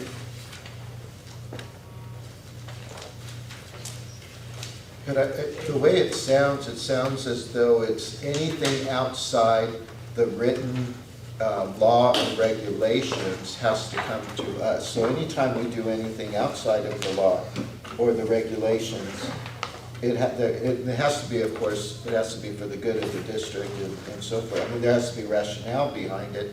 Then we can, as a board, request a waiver. That doesn't mean we can make the waiver happen. So, no, it's community No, 9 is relations. about employment, I have questions on that too. But, so then what would we make waivers on? Well, Qualifications. Of a person to come to work, right? Yes. Like it's talking about maybe like educational programs, so Yeah. perhaps Title Here- I or something. Yeah, here's It's an programs, example. not The people. coronavirus may be an example of that. There's a ed code rule about only 10% of your school, your building, Mhm. can be on modified independent study at one time. Okay. If indeed we do have a virus outbreak and close, we're going to ask for a waiver for that rule. We've asked for a waiver 2 years ago when we were doing Sanhedrin. When we changed Sanhedrin from continuation to an alternative high school, we had to get a waiver to do that. And so I'm assuming this is talking about waivers in what ed code policies would be. But it wouldn't Correct. include certificated waivers for people with or without credentials and all those? Well- This has nothing to do with that? It doesn't imply that, no. Oh, okay. Okay, it was unclear. Well, I think it's in 9 that it talks about probationary employees and temporary employees. It does, and that's my next question, 9. But this had to do with waivers, and I didn't, Well, every year, the board has to approve PIP and SIP. right, and all the other waivers. And the that waivers, come along. right. But there's a lot of different kinds of waivers, and I didn't understand how that applied to everybody and just needed, to every waiver I could think of, like waiving an emergency day so that it's an emergency and the state will pick up the ADA and pay the Right. employees and do all that. Or, there are a lot of waivers. I didn't understand what waivers these ones were talking about. Well, And so it could be any? And a waiver always comes from the board, it can't come from me.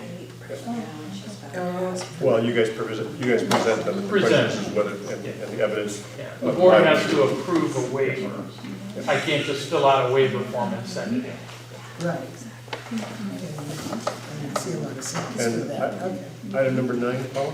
Yeah, I was concerned about what probationary and permanent employees we're talking about, since the permanent status, it shortens the time.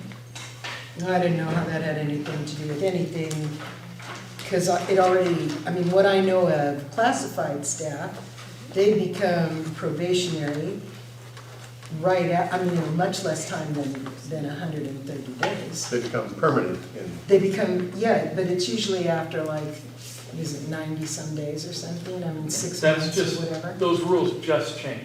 Yes. That's why this is in place. Oh, Because okay. it went to a year, Uh-huh. and then it moved back. Dan knows this, yeah. Our current bargaining agreement has a probationary period of 12 months, okay? And that's good through 22. And the new laws came in effect in January. Right. And our bargaining agreement was signed before that, so we are allowed to keep our bargaining agreement. So we're at 12 months until the end of our bargaining agreement. And then the new law states it's 130 days, 130 working days. Right. And then the probationary period's over. And that's an ed code thing. Right, and that's not a negotiated item at that point, it's ed code. Interestingly So enough, we just change it. this doesn't mention anything about pre-existing contracts. Yeah. It doesn't, that's been a. No, I saw that paperwork the other day, me and Laura went over it. Okay. So then I always understood that the law, were it better than contracted language, superseded it. Unless the law says you go through your contract. The language, what it specifically stated was basically like an amnesty period for districts, a grandfathering, just for the life of whatever current bargaining agreement is in place. And when that sunsets, then you must adhere to the new requirement. That's what Great, law. but they don't make you rebargain everything. Right, if the law would have said we had to do this, we would have had to go back to the bargaining table and open up and rebargain all this stuff and change all the languages. And it would have probably put undue pressure upon a lot of areas. Yep, agreed. Because you do have people that are currently in transitions, that are currently in probationary periods, whether they're new hires or transfer hires or laterals or whatever it is. It could have possibly, it could affect those in a drastic way. So that's why we typically grandfathered in on that. And they grandfathered it because you do have people in the middle of movements in probationary periods. Because in our contract, if you take a different position, there's a probationary period. And so this is kind of, they changed it back, but it's got to wait for our contract to change. So are items 9 and 11 related to classified or classified and certificated? Yeah, because for certificated, it's a huge difference. Yeah. And it says. Item 9 specifically talks about certificated. Exactly. And that's a big difference. Wait, item 9? So, Well, at the bottom, it what says. is, This is that form. okay, so item, because I don't have the agenda. Yeah, it says the governing board desires to employ and retain highly qualified certificated personnel to implement the district's educational program. There was another separate deal that had spoke to,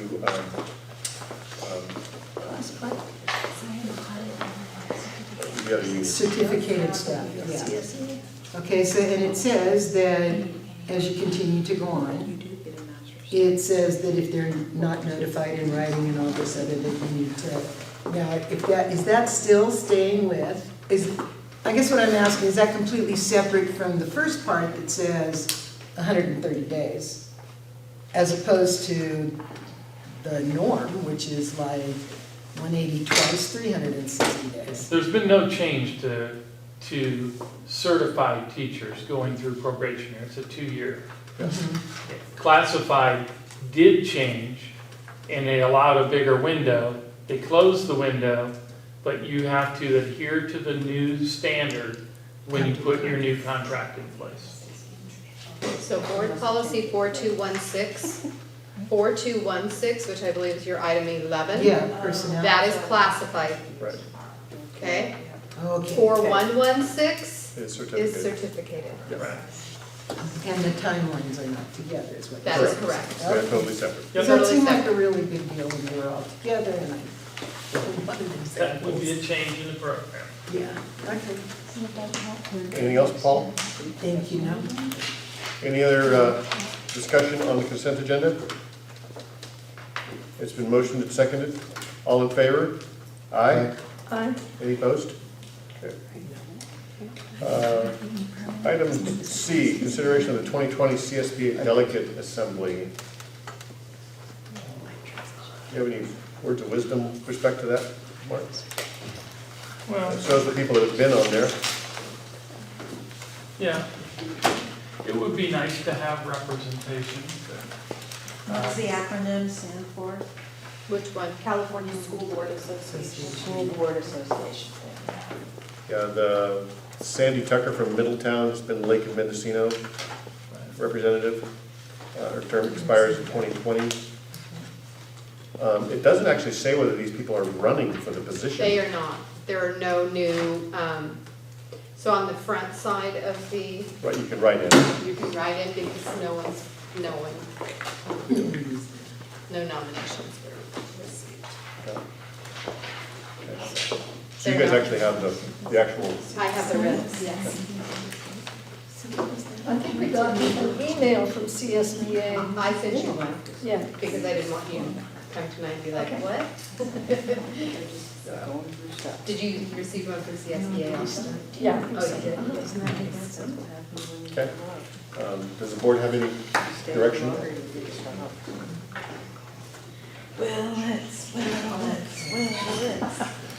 Well, are there any board members that are interested in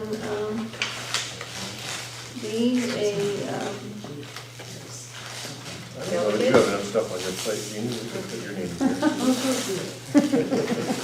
You would be really good. You really would. But again, I'm not gonna poke you in the eye too much. hopefully, yeah, I know. Yeah.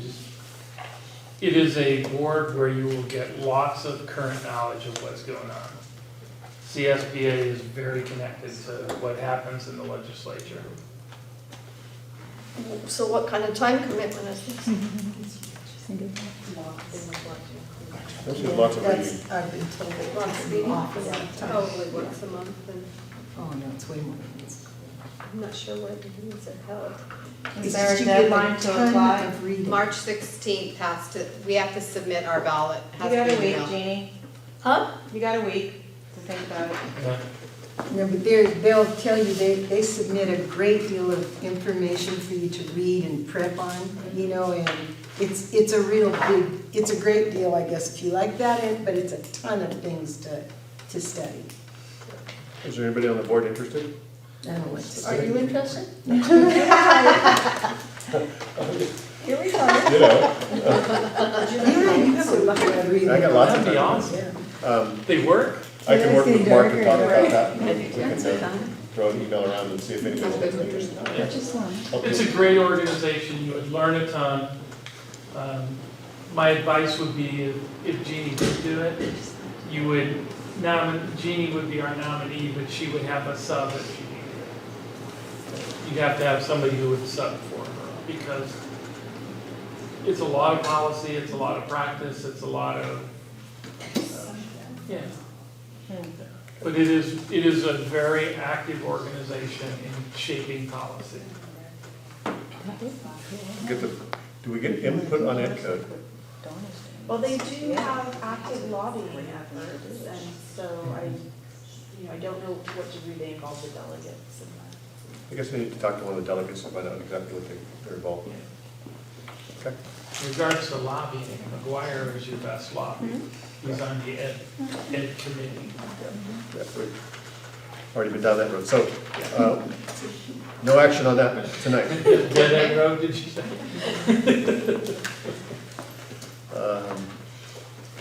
So we are at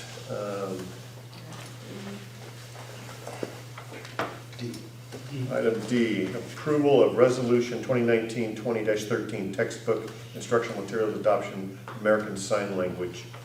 And so we need to, did we already do the public hearing for this? Yes. Yes. This is the approval of the vote. And I believe it is a roll call vote, is that right? It is. Okay. So entertain a motion to approve. I'll approve it. And second? I'll second. Any discussion? I would hope that when we go to the high school, I'll see if I can remember to ask Mike, have some of the students come to the board meeting. Yeah, I'd like that. Sign it? Okay. I'd like that. Any discussion? Call for the vote. All in favor? Aye. Any opposed? Okay, carries. We are at item E, public hearing, 5:30 PM. Textbook instructional materials adoption, comprehensive health. This is something we've already discussed kind of quite a bit in terms of the policy change and so forth. And one of the things we found out was that the book we used was not on the state approved list. So we put the book out, this is the new book that is on the approved list. So how old was the original book? Was it something we had quite a while? Do you remember the date, Gina? I think 1998 is what comes to mind. Yeah, It probably was, 98. yeah. it was, Nothing's changed in the last 25 years, how has it? What could possibly have changed? So I went by the This district round? office and borrowed this textbook, the new textbook for the comprehensive health. And I took it home and I looked through it, and Trina was saying that she looked through it with her grandson, and we're looking at the lungs that were smokers' lungs and ones that weren't smokers' lungs. Anyway, I thought it was a really good textbook. I liked it. I thought it was well organized. I thought things were presented clearly, and that it dealt with controversial topics in a reasonable kind of way. So I thought it was a good textbook. Cool. Do we have any public comment with respect to the public hearing? The board welcomes public input. About the textbook? Yeah. I'd love to see it, but I'm gonna go on Jeannie's, as long as it was delicately handled, whatever they had to handle, that was, needed to be delicately handled, good taste, objective and scientific, sounds good to me. I have to admit that Jeannie this is one of the topics that Jeannie kind of spoke to her heart. She's done a great job of bringing the board up to speed with respect to concerns that the public might have with respect to some of these more sensitive topics.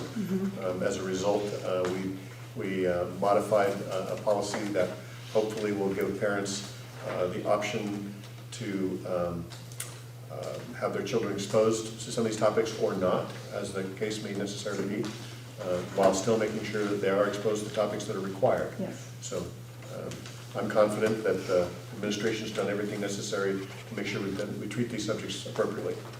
Does this include K-5? K-5 has a different set of criteria. This is a high school textbook. Okay. This is for 9th grade health. At any rate, that sounds like the right approach that you just described, at any age level. Yeah, we took a couple of months to try and get it right. Thank you. Having nothing further with respect to item E, we'll close the public hearing. Move on to item F, approval of the 2019-20 second interim budget report. And I believe, Nikki, you're up. You're all in. All right. Okay, so page 4 is really where the meat and potatoes begin. Just kind of You did? yeah. We can still make payroll, right? We can still make payroll. That, in fact, there is, I think probably the last page of the packet is a cash flow report. So cash flow is something that we always look at every reporting period as well.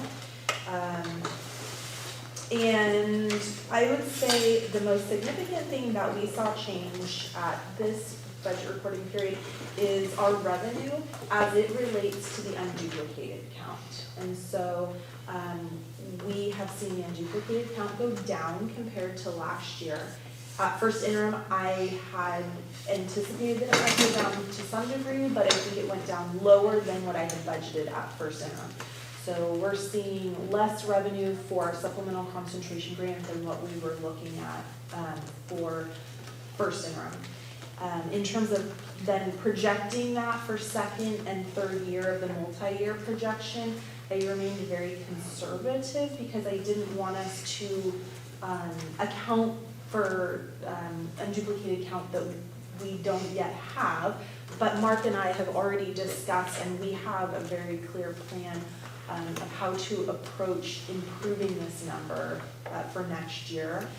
So it's going to involve some very targeted record keeping of who has submitted their documentation of the various types of ways that we qualify for this, and then potentially some outreach, community engagement, for parents, helping them understand how we use the data, how we don't use the data, and how those funds truly do help support our program. So are we concerned that we're underreported is really what's going on? Yeah. I believe that is possible, yes. A few years ago, we did a massive outreach with respect to this, and we got those numbers very high. Yes, and I believe that our goal is to return to that point. What happened is we had about a 10% drop in unduplicated. Is it really a 10% drop? Probably not. But one of the downsides of the food service program, where there's no charge for anybody to eat, we also haven't got people to voluntarily turn the forms back in. It's a much simpler form. It's check this box off, send it back. We can do that. But they don't feel very incentivized because it's not tied to free and reduced meals. All students receive free meals. So I think it's upon us to really engage parents on why we need this information. Yeah. In short, the plan is going to be the enrollment packet for next year is going to have, if you will, like a goldenrod sheet on it that has a checkbox. Sign your name. Do you qualify for any of these? If you don't, check the bottom box. So we have to make sure we have that documentation from every parent. And so we're going to document that early in August. And the 1st of September, I'll be sending a letter if we don't have it. Then we're going to go to phone calls. We're going to go directly to them because it impacts grants, scholarships, federal money, state funds we get, ability to get included in on consortiums, scholarships. Our school, if it has a high number of students who make us a Title I school, it affects teachers because if you're in a Title I school, you get some relief on your loans. It has a major impact, and we need to get everybody who deserves to be counted.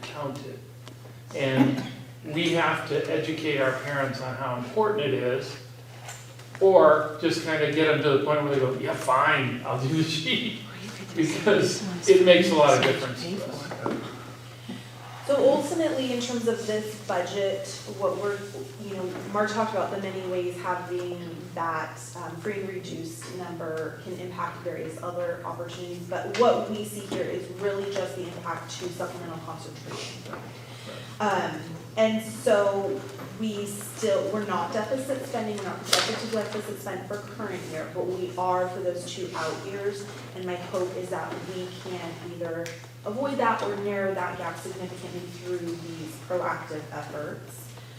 Basic nutshell, the 10% decline in students who qualify, unduplicated, about 500,000.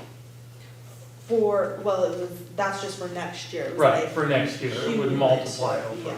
But like for next year's budget. That's why it's so important for us to hammer that early and get that done. Is it too late to get those forms out this year? It's October. Yeah. It's an October thing. Got it. And could you send people door to door like census takers will be at the end of Well, summer? too, Like, yeah. Maybe you ought to enlist the kids. You can't, you lose one full grade if that is not turned in by your parents. Yeah. But we'll come up with incentives to make that happen, but most of it is going to be generated out of my office, because to be honest with you, this is one I can't wish and hope comes true, because it's an October snapshot. So it's got to be in place by October. Right. You got a month. So I'm not going to go out on if Maria gets all these, I'm going to have a pizza party if she gets 100%. Well, if she doesn't, I want to get to 100%. You got basically a 2-week window to make it happen, or a 2-month window, really. 2-month window to make it happen. And it is a massive part of our budget if you start taking 10% of it. And so ultimately, in terms of our ADA projection, we look relatively stable compared to where we were at first interim, which as we know was an increase over last year.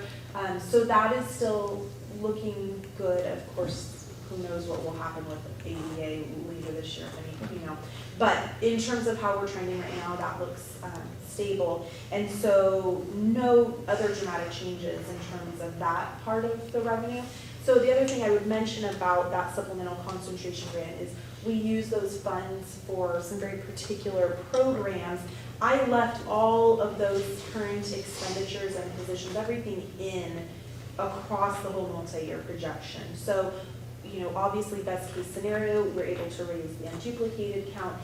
If for some crazy reason that is more representative, which I really don't think that's true, and we aren't able to bring that number up, then we may at some point have to have conversations about those particular things, and do we want to continue having those particular expenditures. For now, they are all accounted for here across the projection. Okay. So essentially, the things that we spend out of LCAP, this is money that goes there, and it's 500,000 to be down 10%. We need to fix that next year before October, before the snapshot goes in again. And this year, we're not deficit spending.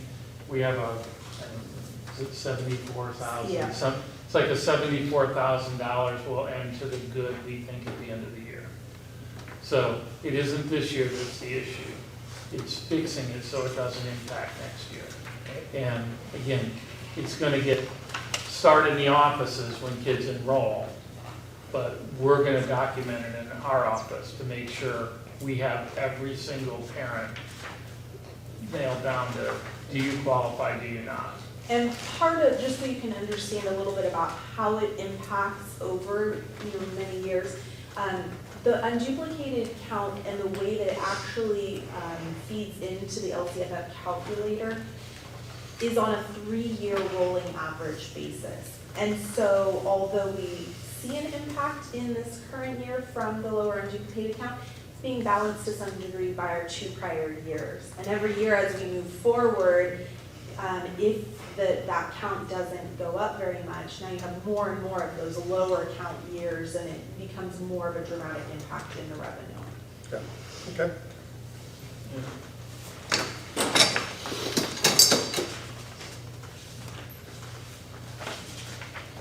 And are things looking good for our changing how we're going to be delivering food to kids, how we're going to be providing food for kids? Because I know that there was a loss this year. We're looking at combining. We've done some things already to curb that. I have a meeting in about another week with food service, and we're going to look at the whole operation of what we do. As of right now, the positions have not changed. There's no change in what you're going to see in the budget. I think the intention is to minimize any impact, and so over time we may see some of that change. But probably not this year. I don't anticipate. The goal is to put in place what we're going to do and experiment with it in, like after spring break. Can we make it right? Let's figure it out. Let's try it. Let's see if it works. What we do have incorporated here in the budget is that we did get approved for an equipment grant, and so we're in the process of purchasing some of the equipment you guys had observed in the Army and Marine District, and that, I want to say about $45,000 in So we revenue. also had another one, the other food service. And we had had another grant that allowed us to buy some food warmers to help us with those transport issues. So, so those things are represented here, but those are, you know. We have everything in place to do some transport. The only thing I really don't have is I wish I had a liftgate truck. But other than that, we have the Cambro units, they're called, that you put the stuff in, you move them around, and they actually plug in and will stay heated at the site. So we're never going to have anybody complaining about my food's cold or anything. We've got great units for that. We have in place some salad bar options that we're going to be able to expand salad bar. We have that giant mixer that we saw, Alex, at Kelseyville. That's 60 Those grand. things. The one that was more or less 60 grand, that big. Well, it's 20. Kettle? It's 60 gallons. 60, oh, okay, because I was So wondering. it's how 20 close grand, that- but 60 Oh, okay, gallons. sorry, I have Yeah, mixed up. but honestly, you could sit inside It's a large this thing. cauldron. It's That's what we gigantic. like. It's like a 55-gallon drum kind of deal. Oh, okay. Yeah, and our food service people, by and large, have been, you know, they're skeptical, but they're also understanding of the fact that we have to get into a better place financially. We just have to. There's no option. And so just how is it gonna sort of work just in general, generically? There are multiple facets to this project. Part of it is buying the product and storing the product in a financially efficient manner, Yeah. which we haven't been doing. Oh, okay. That's a huge portion of this. Then the second portion is putting together a model that works better for us considering the aging facilities that we've got and the fact that we would probably be better off making the food in only 2 locations as opposed to 4. Right, so with personnel, if you had 2 head cooks and all of a sudden now you have 1 spot for them to be head cooks in, how, are you considering seniority issues or they're gonna co-share or what kind of? Nobody's how does taking a that- pay cut to move into this. Right, So we're not eliminating that. For example, Joyce is at Brookside as the head cook. okay, We're gonna prepare stuff at Blosser, but she's still gonna go back over to Brookside and be the head cook on site. okay. Just there isn't going to be cooking at that site. Yeah. Right, so it'll be mostly like paperwork or prep or something, or It'll just- be, she's gonna manage the site as the head cook. But the preparation of the food is gonna take place at Blosser. Now, how she's involved in the preparation, she may be there for part of it, not all of it. She may be over at Brookside getting everything else set up. Because they are gonna have some things over at Brookside. And they're gonna serve from Brookside, the kids will come in and get their Yep, stuff just from like they do Brookside? right now. We're just bringing it over to them. Oh, okay. That And- happens every day at Sanhedrin and Sherwood already. Yeah, This will be at a larger scale. The 2 best kitchens in the district are the high school and Blosser. In fact, Blosser's probably the best kitchen in the district. so is that gonna allow for any more or any less pre-prepared foods where people will That's the plan. do more cooking as That's opposed the to plan. heating? Yes. Oh, okay. Food Well, I've work. been asked a lot, because years ago there was a big push and then all of a sudden it stopped because we didn't have manpower, people power to do it. We're gonna try and defeat that mentality about too many cooks in the kitchen. Yeah. We're gonna try and have enough cooks in the kitchen that we actually produce more. Good. We already know it can be done. We saw the model in action. And It's just with maybe training or with fewer mindsets. people, but part of it comes down to training, part of it comes down to folks recognizing the opportunities that they have for, again, purchasing product in a timely manner, storing it in an appropriate way, and purchasing it under contracts that allow us to take advantage of much, much lower pricing, dramatically lower prices. There's about 5 major savings we need to look at. One is, remember, if you shut down the kitchen here and at Brookside, they have 2 gigantic freezers that run all the time that are ancient, that suck tons of juice. Yeah. Okay, the one at Brookside is just a mess. They wanted to replace it. That would have been a $35,000 replacement. So we're gonna save some money by scaling down the amount of equipment we keep running and going. We're gonna save money because there's a better way to bid our product that we get. There's a better way to have our menu, less options, narrowed down, pick 6 or 7 things that we can do really well that the kids like. And to produce it in a more efficient fashion. And on top of that, there was a position we had, like an assistant person to Christie. We don't have that this year. So we're doing all the things we can do to pare that number down. I don't expect the number to become 0 that we spend on food service. But we certainly need to get to the $100,000 or less range.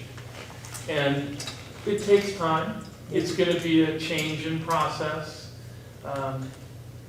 It's inevitable that we have to figure it out. Yeah. Everybody wants raises. Everybody wants more for healthcare. 54%, 53% of the people want to fix the facility. So No, they dropped. Be careful, the number dropped. Oh. They're not all counted yet. Huh? I know there are They're all 16, counted. 15 or 16,000 left in the county. Yeah. So whatever that number is, they wanted to fix the facility also, and that money's got to come from somewhere. Yeah. And it can't be in overruns to food service. Right now, we have 265 is what we have budgeted Budgeted, yeah. for this current year. I just wanted to say that I really, I haven't been on the board under any other superintendent, but I want to just give Mark a shout out, and also I think Nikki too, for all the grants that have been applied for. Mark's always telling me about some grants. You're clapping for Trina. Good job, Trina. And you know, it makes a difference, you know. Yeah, for sure. 40,000 grant here, a 20,000 grant there, you know, I mean, new playground equipment. 300,000 for buses. I was just Right. gonna say, that's actually something I did want to point out is one thing you may notice there's a dramatic difference from the first interim is our capital outlay is $500,000 right now because we keep bringing on board new bus grants. Right. And Which it's, we'll give a shout out to Maddie's help also. oh yeah, she's done a Maddie- tremendous amount of work on that. And it's a significant amount. And they're of money. fabulous buses. Right. I've been to games in them. We have a new bus coming in May. That'll be our 4th one. And the market value of those is about $700,000 Wow, for the that's 4. great. So it's a ton of money that doesn't have to come out of general fund. Right. So I don't know if other superintendents have been so good at running down grants, but I know Mark's really been good at this and sees. I laughed at my superintendent's meeting because one of them said, hey, I got a bus grant. I might get a bus. I'm like, You're on. good luck. Hope I don't take it out from underneath you. But if I do, I do. That's how it rolls. Okay.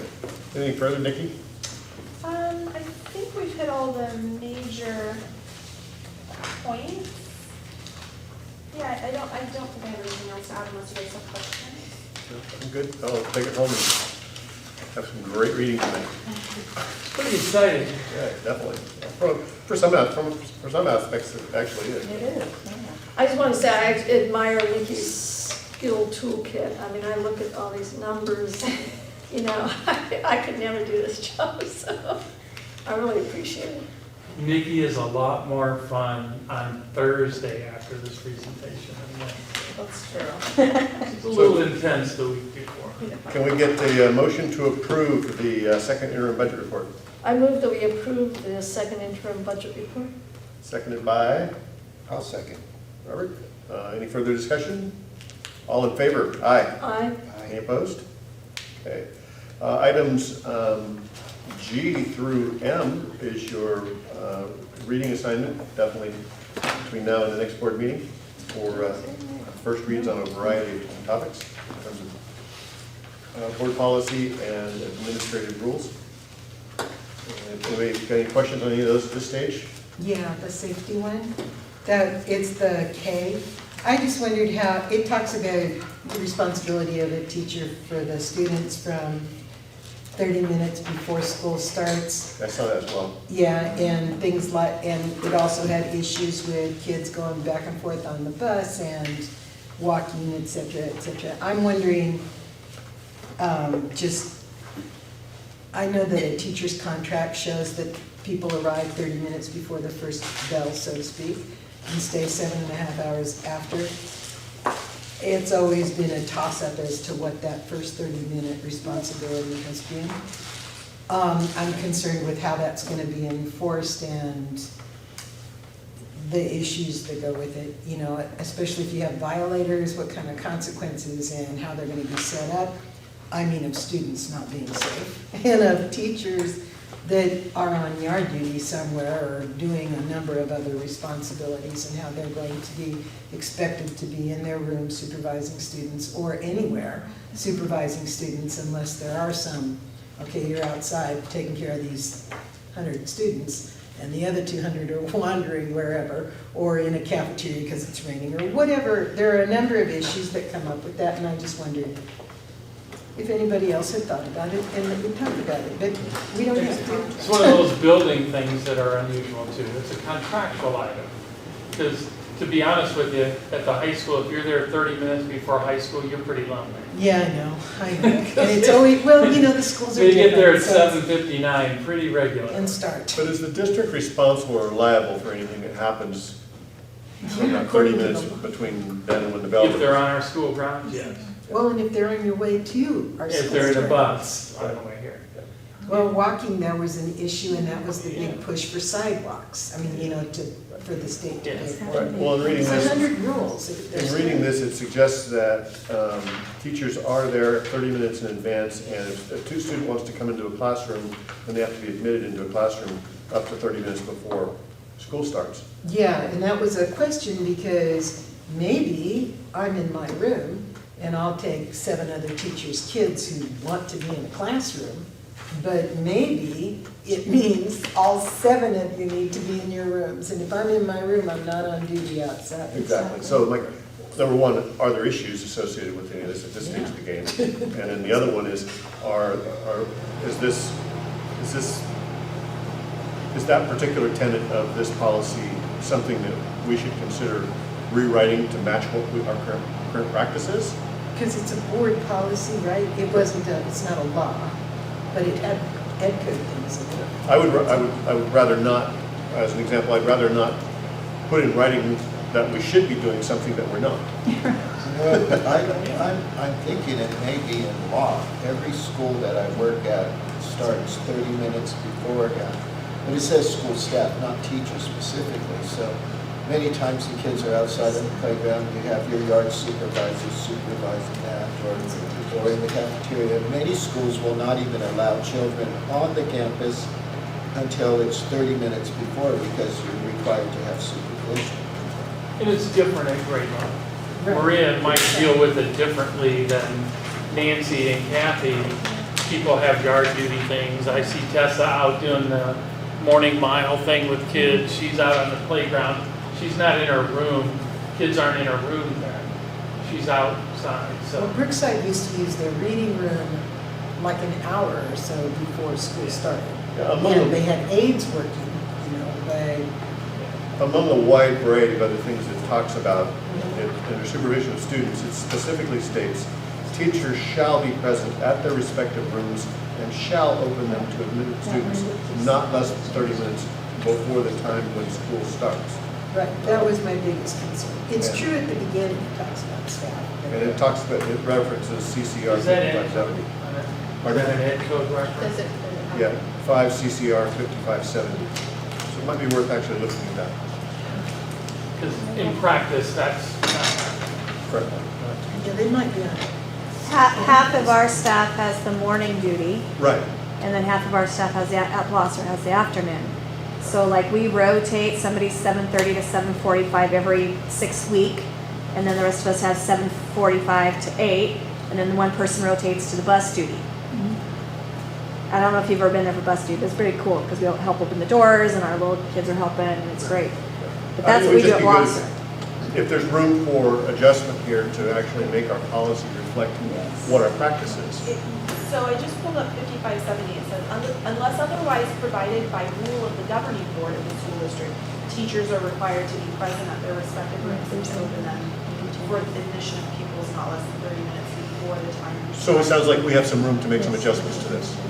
Because in reality, like at Blosser, I'd rather the morning shift get there a half hour before, but the afternoon shift get there 15 minutes before, if they're gonna stay late.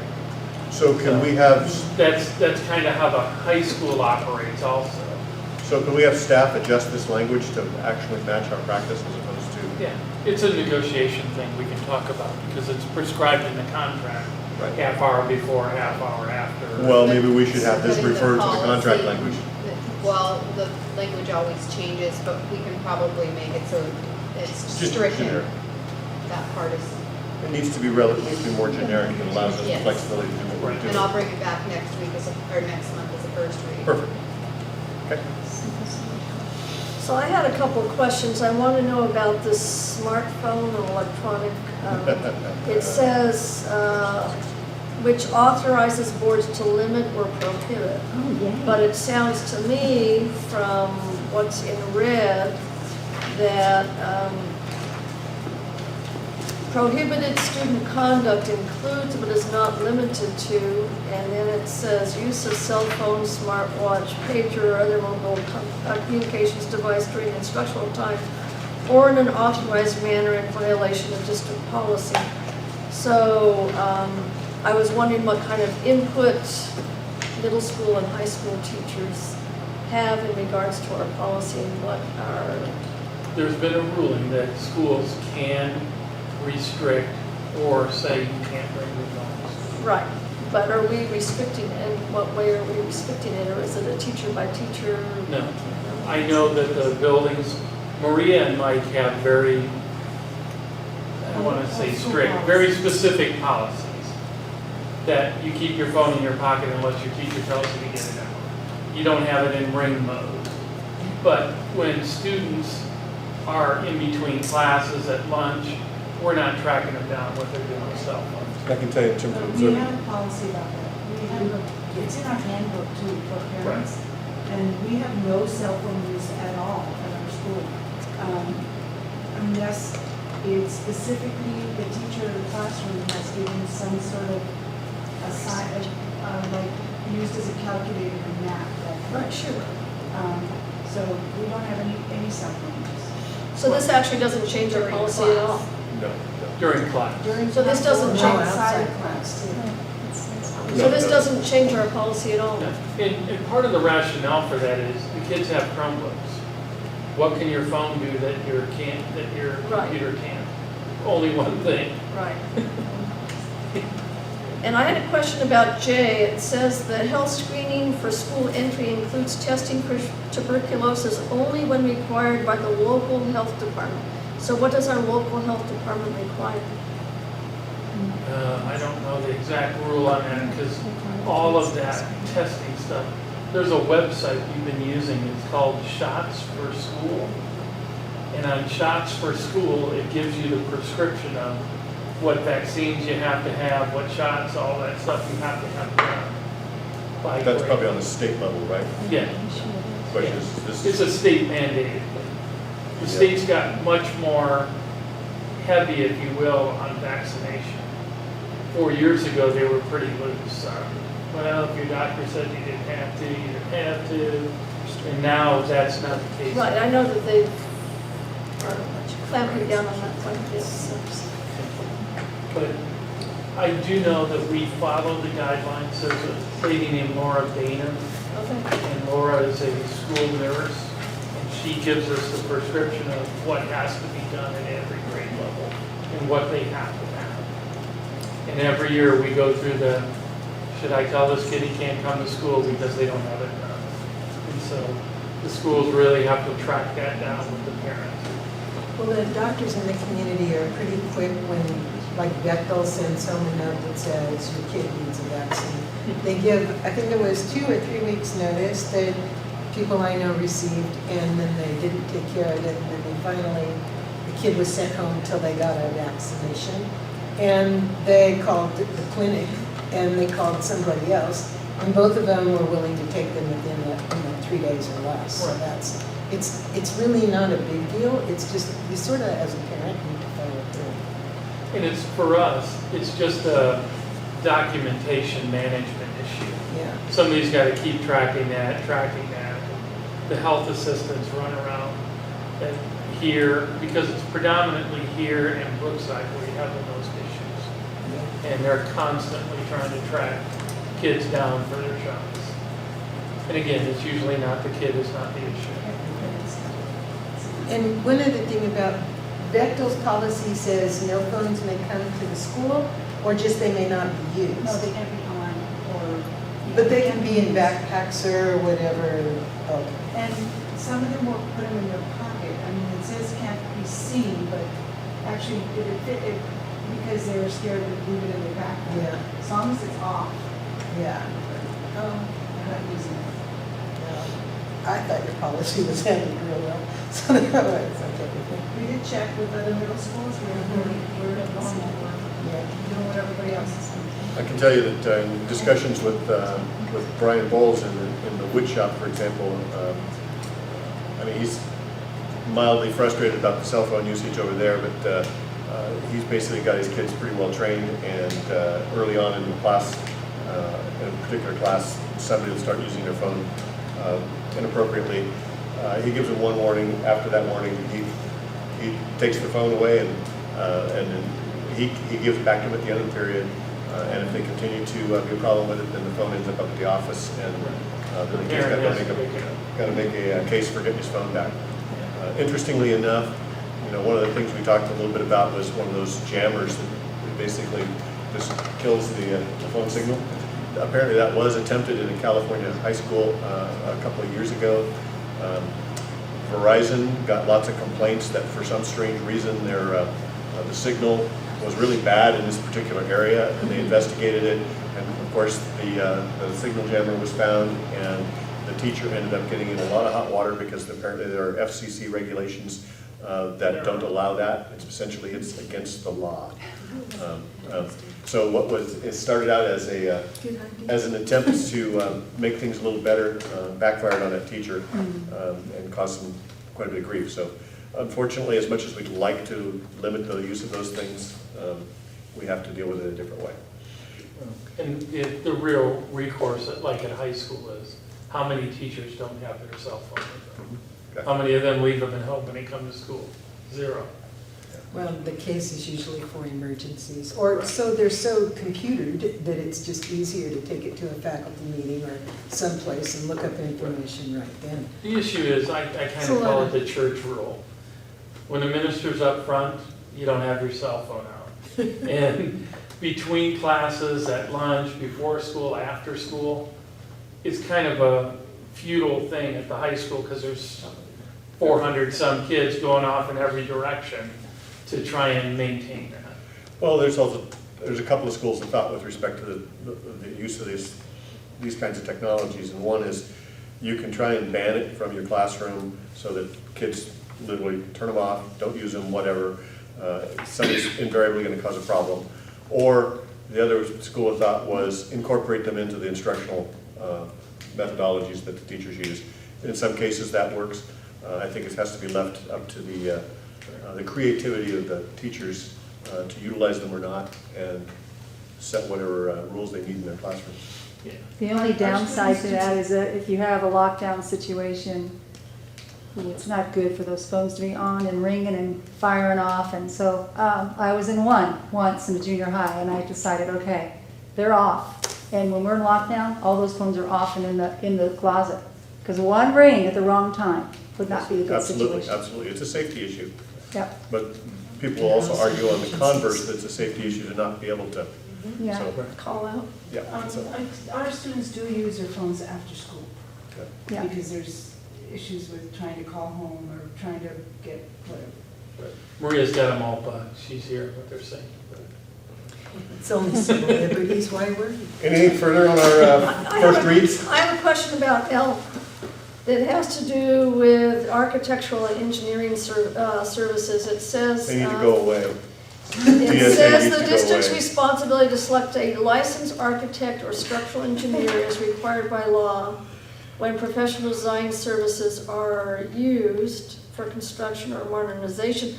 So I want to know how that would have affected the FFA farm, whether we would have had to have a licensed architect or structural engineer involved in that project? Well, a couple things. The buildings they purchased were purchased as a package that's already DSA approved. Okay. They're pre-engineered. They're pre-engineered buildings. They're pre-engineered, okay. State of California already endorses as a build. Okay. Now, the building that the kids built, Uh-huh. we're not hiring a contractor on that, and an engineer. Right, but Those under are- this revised policy, would we have to? No. No. Those are a student-built structure with their teacher, part of a class. Okay. But obviously, we would have safety in mind. The issue really comes down to, is it for kids to be in the building or not? Right. The sheep barn or goat barn is for goats to be in. Right, but the kids So- go in there. so- Yeah, they go in there, but it's not a classroom setting. Right. So it has kind of Occupied a all the different time. standard. Right. But no, it doesn't really impact the farm per se. Well, I was just using that as an example, Yeah. so. You know, But then, if we were to build a new science wing, then it would certainly qualify. Right. Yeah. When we start messing with the regular campus, classrooms, that kind of stuff, then we're into those, Okay, depending on the scope of what you're doing. right. We don't need an architect or an engineer to put a roof on Blosser. That is a normal maintenance function to put a Right. roof on. It's not over an new engineering. construction. Yeah, yeah. It has to pay prevailing wage, which is part of the gig, but it is not an engineering. Just like redoing the asphalt, it's not an engineering, Right. architectural thing. But That's all my questions. Anything further on First Street? Well, if we're going to do that, we might as well go to the last one too, when it talks about how people are allowed to come to board meetings and behave, and how much time they get to speak. In particular, I had a question about being able to, as a general rule, I understood that when a board report is made, it is not all right for anyone to respond to that. They can have their own talk or do whatever they do on their own report. But for me to report out something, it's not okay for someone else to disagree, add to, or whatever, because that's inappropriate. Okay, and so I was curious, is that something we're sticking with? On this, it makes it pretty clear that that's supposed to be a part of the event. And it also says the board or a board member may provide a reference to a staff or other resources for factual information. Ask staff to report back to the board at a subsequent meeting concerning any matter or take action directing staff to place a matter of business on a future agenda. So I'm wondering, are we adhering to this? Do we, well, that's a board decision on how you operate, because one of the things that's unique for me here compared to Montana or Michigan or other board meetings I've been to, when we have an item on the agenda, we usually, we have a motion, a second, then we have discussion, and often board presidents or board members say, is there any audience? Well, normally, in my world, where that comes from is if you want to participate in a board meeting, you do it only at the public comment section. Because our agenda says public comments on items on the agenda. Then there's one at the end, public comments on items not on the agenda. And so I'm not used to having public comments during board discussion. And it comes down to the philosophy, is it a public meeting or is it a meeting held in public? yeah, we go through that a lot. And so that's kind of a board decision of how you want to operate and how you want to engage your public. Yes. But this only says it says public comments on consent agenda items, and doesn't really invite anyone. That's not true. Just underneath it, it says public comments. Individuals may address the board on regular session agenda items at the time they are under consideration. But it's our choice as to whether or not we wish to allow that Yes. at that point in time. Okay. So I think that's really a board philosophy of how you want to engage your public. Do you want comments on items that are on the agenda? You've already have a space for items not on the agenda. Right. And so if you want to restrict, you either restrict comments or you don't. Well, So and it also comes down to, are you a representative and invite the people that you represent to speak, or do you just feel that, okay, you were elected and so now it's whatever you think? I mean, it's a lot of that is philosophical, I agree. I just didn't know how it was going to fit into the policy. yeah. Yeah, it's okay. We tend not to have a great deal of public comments of people who are non-employed by us. Sometimes, it sort of depends on some of the issues. In the past, there would be full houses, and sometimes there wouldn't. I haven't been blessed with one of those I yet. don't know, we used to have a bunch of people mandated to attend too. We try to keep those to an absolute minimum as I have in the past. I know. But the reality is, that's a board decision about how you want to operate and govern. If the mentality is, I go to a board meeting, but I can't say anything anyway, if the community feels that way, they're never going to be here. Exactly, and yet if they feel like whatever they have to say is encouraged, then I'm certain we'd have more participation as soon as they realize that. Well, But we've certainly never discouraged it, and I like the more informal kind of a methodology where if someone out in the audience has something to say about the topic that's under discussion, I'm happy to listen. Yeah. By the same token, if there's 15 people out there that have the same thing they want to say, I'd like to hear it from one, maybe two, maybe three of those people, and by a show of hands go, yeah, we got it. Yeah, they Move talked on. about that in here too, yeah, which was pretty good. And it also talked about limiting and how you have the right to, you meaning the board, but mostly the president, has the right to extend that or public not. comment period, Yeah. yes. I've never, in 4 years here, seen anybody not be able to talk when they wanted to address the board. Yes. Yeah, the only thing I'd like to see sometimes is that we either take turns with public comments not on the agenda to be at the top as opposed to always at the bottom, or keep it at the top so that people who have something they really feel they need to say, they would say and leave, or not. But I mean, it'd be nice if they'd stay for the whole thing, but. I think we're fairly accommodating that way. If If they request, then we do it, but basically if they don't say anything. on the other hand, if they're willing to sit there and listen to our entire board meeting, I'm perfectly happy with that too. Frankly, but. Well, and that's also a governance thing, because I've been the superintendent in other districts where there was only one public comment section. And it was either the front or the end of a board packet. And so there wasn't a comment on items on the agenda or comments on the items not on the agenda. There was a public comment section.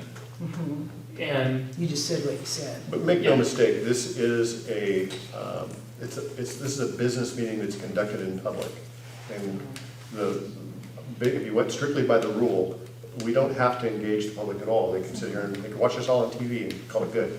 But we want public interaction, we want public comment, we want those opinions. We want those opinions from staff, we want those opinions from the administrators. We want to know what we're doing right, what we're not doing right. And that helps us to make informed decisions moving forward. So, anything further? It's dark out. I know, this is, it's past That means it's just late. one last time. Sir? You and Paula and I met about the camera security stuff. So I will put some notes together, some fixes we had talked about. I'll send that back out to everybody and get it to Trina for the next meeting. good, thank you. So the next meeting will actually have a board policy we'll treat as a first read? Well, that's my question. It would have to probably be a It'll first be a read. first read. Has to go to. Okay, very good. Okay, thank you. Yeah, I'd really like to, okay, are we done? Then I'll just tell you, I'd really like to. Are you in public comments right now? I'm still, it's not on the agenda, come to think of it. I would like to see in any board policy for cameras and security, that it is very clear that we are interested as a district in student safety and structural safety, vandalism, etc.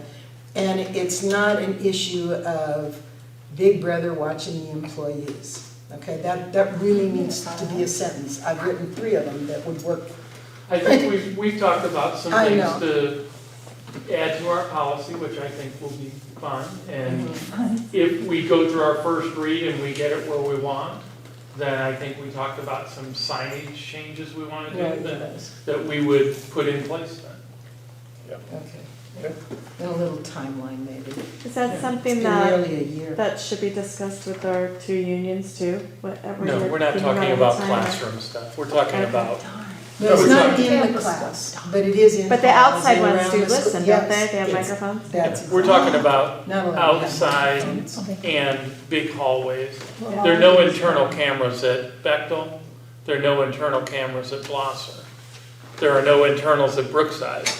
The only place there are internals are in the high school wings, the science, math, big building, and the transportation garage area, and in Sanhedrin in the center hallway. I think the policy will be fairly self-evident in terms of, for example, we're not going to employ somebody to stare at Nobody monitors 24/7 to catch anything that's happening going on. Right. However, that data is is recorded, and it's recorded over after a period of time. So as an example, if an incident occurred, it wasn't reported in a timely fashion, and then finally somebody reports it, and then somebody goes back and tries to review the camera data, it's already been overwritten, well, that data is no longer available, that evidence is gone. On the other hand, the only time we really anticipate that data ever seeing the light of day is when a complaint is made, or there's a specific occurrence has occurred and we need to actually access that data. Nobody's going to go look for the last 5 hours, and then 5 hours after it, we're going to look at that particular information and utilize it however it needs to get utilized. Nobody sits and monitors that. No. I have been in high schools where they had a giant TV screen, and it had all the cameras in the building flashing and rotating through it. Just like the storage unit places. And yeah, just like if you go to Walmart, you'll see that kind of stuff. So security cameras are there for, obviously, the security of the facility, but also to provide a measure of security for all the people that are there. So that's what we're. I know we had to do this one day because a little boy was supposed to get picked up and he got on the bus and they were trying to figure out where he went. Right. You know, There it's are kind of interesting to concerns. watch them zoom in and do this and that. I mean, so you know, I get the There are some purpose. They're serious great. concerns about people being told how long they are going, how long it takes them to go from one place to another, or how long they do whatever they do, and it does end up looking like, and it's hard to defend, that it is not for checking on employees or determining things like that. It's used for safety of students and private property or school property or whatever, and in general, safety issues, health and safety issues. And that's, you know, it's not good when the rumors start going and you can't stop them because somebody knows of one or two isolated incidents. I just assume the camera's on. Yeah. And that's how I live. not Just always like your the cell assumption. phone. Your cell phone's always good for a lot of things. It's bad for a lot of things. And Exactly. the cameras are what they are, and nobody's sitting monitoring. The only time I ever go on a camera or ask Dakota to help me with one is when I had an issue and somebody calls me and I go, Yeah. okay, we'll go look. Well, then maybe it goes to that confidentiality issue, but we'll have to do something. Okay. It will be good. Right. Yeah. Anything further? I'm ready, I move we could adjourn if you want. Whoa. That's the only move I want to make. Would somebody like to second that? I'll second it. All in favor? Aye. Thank you.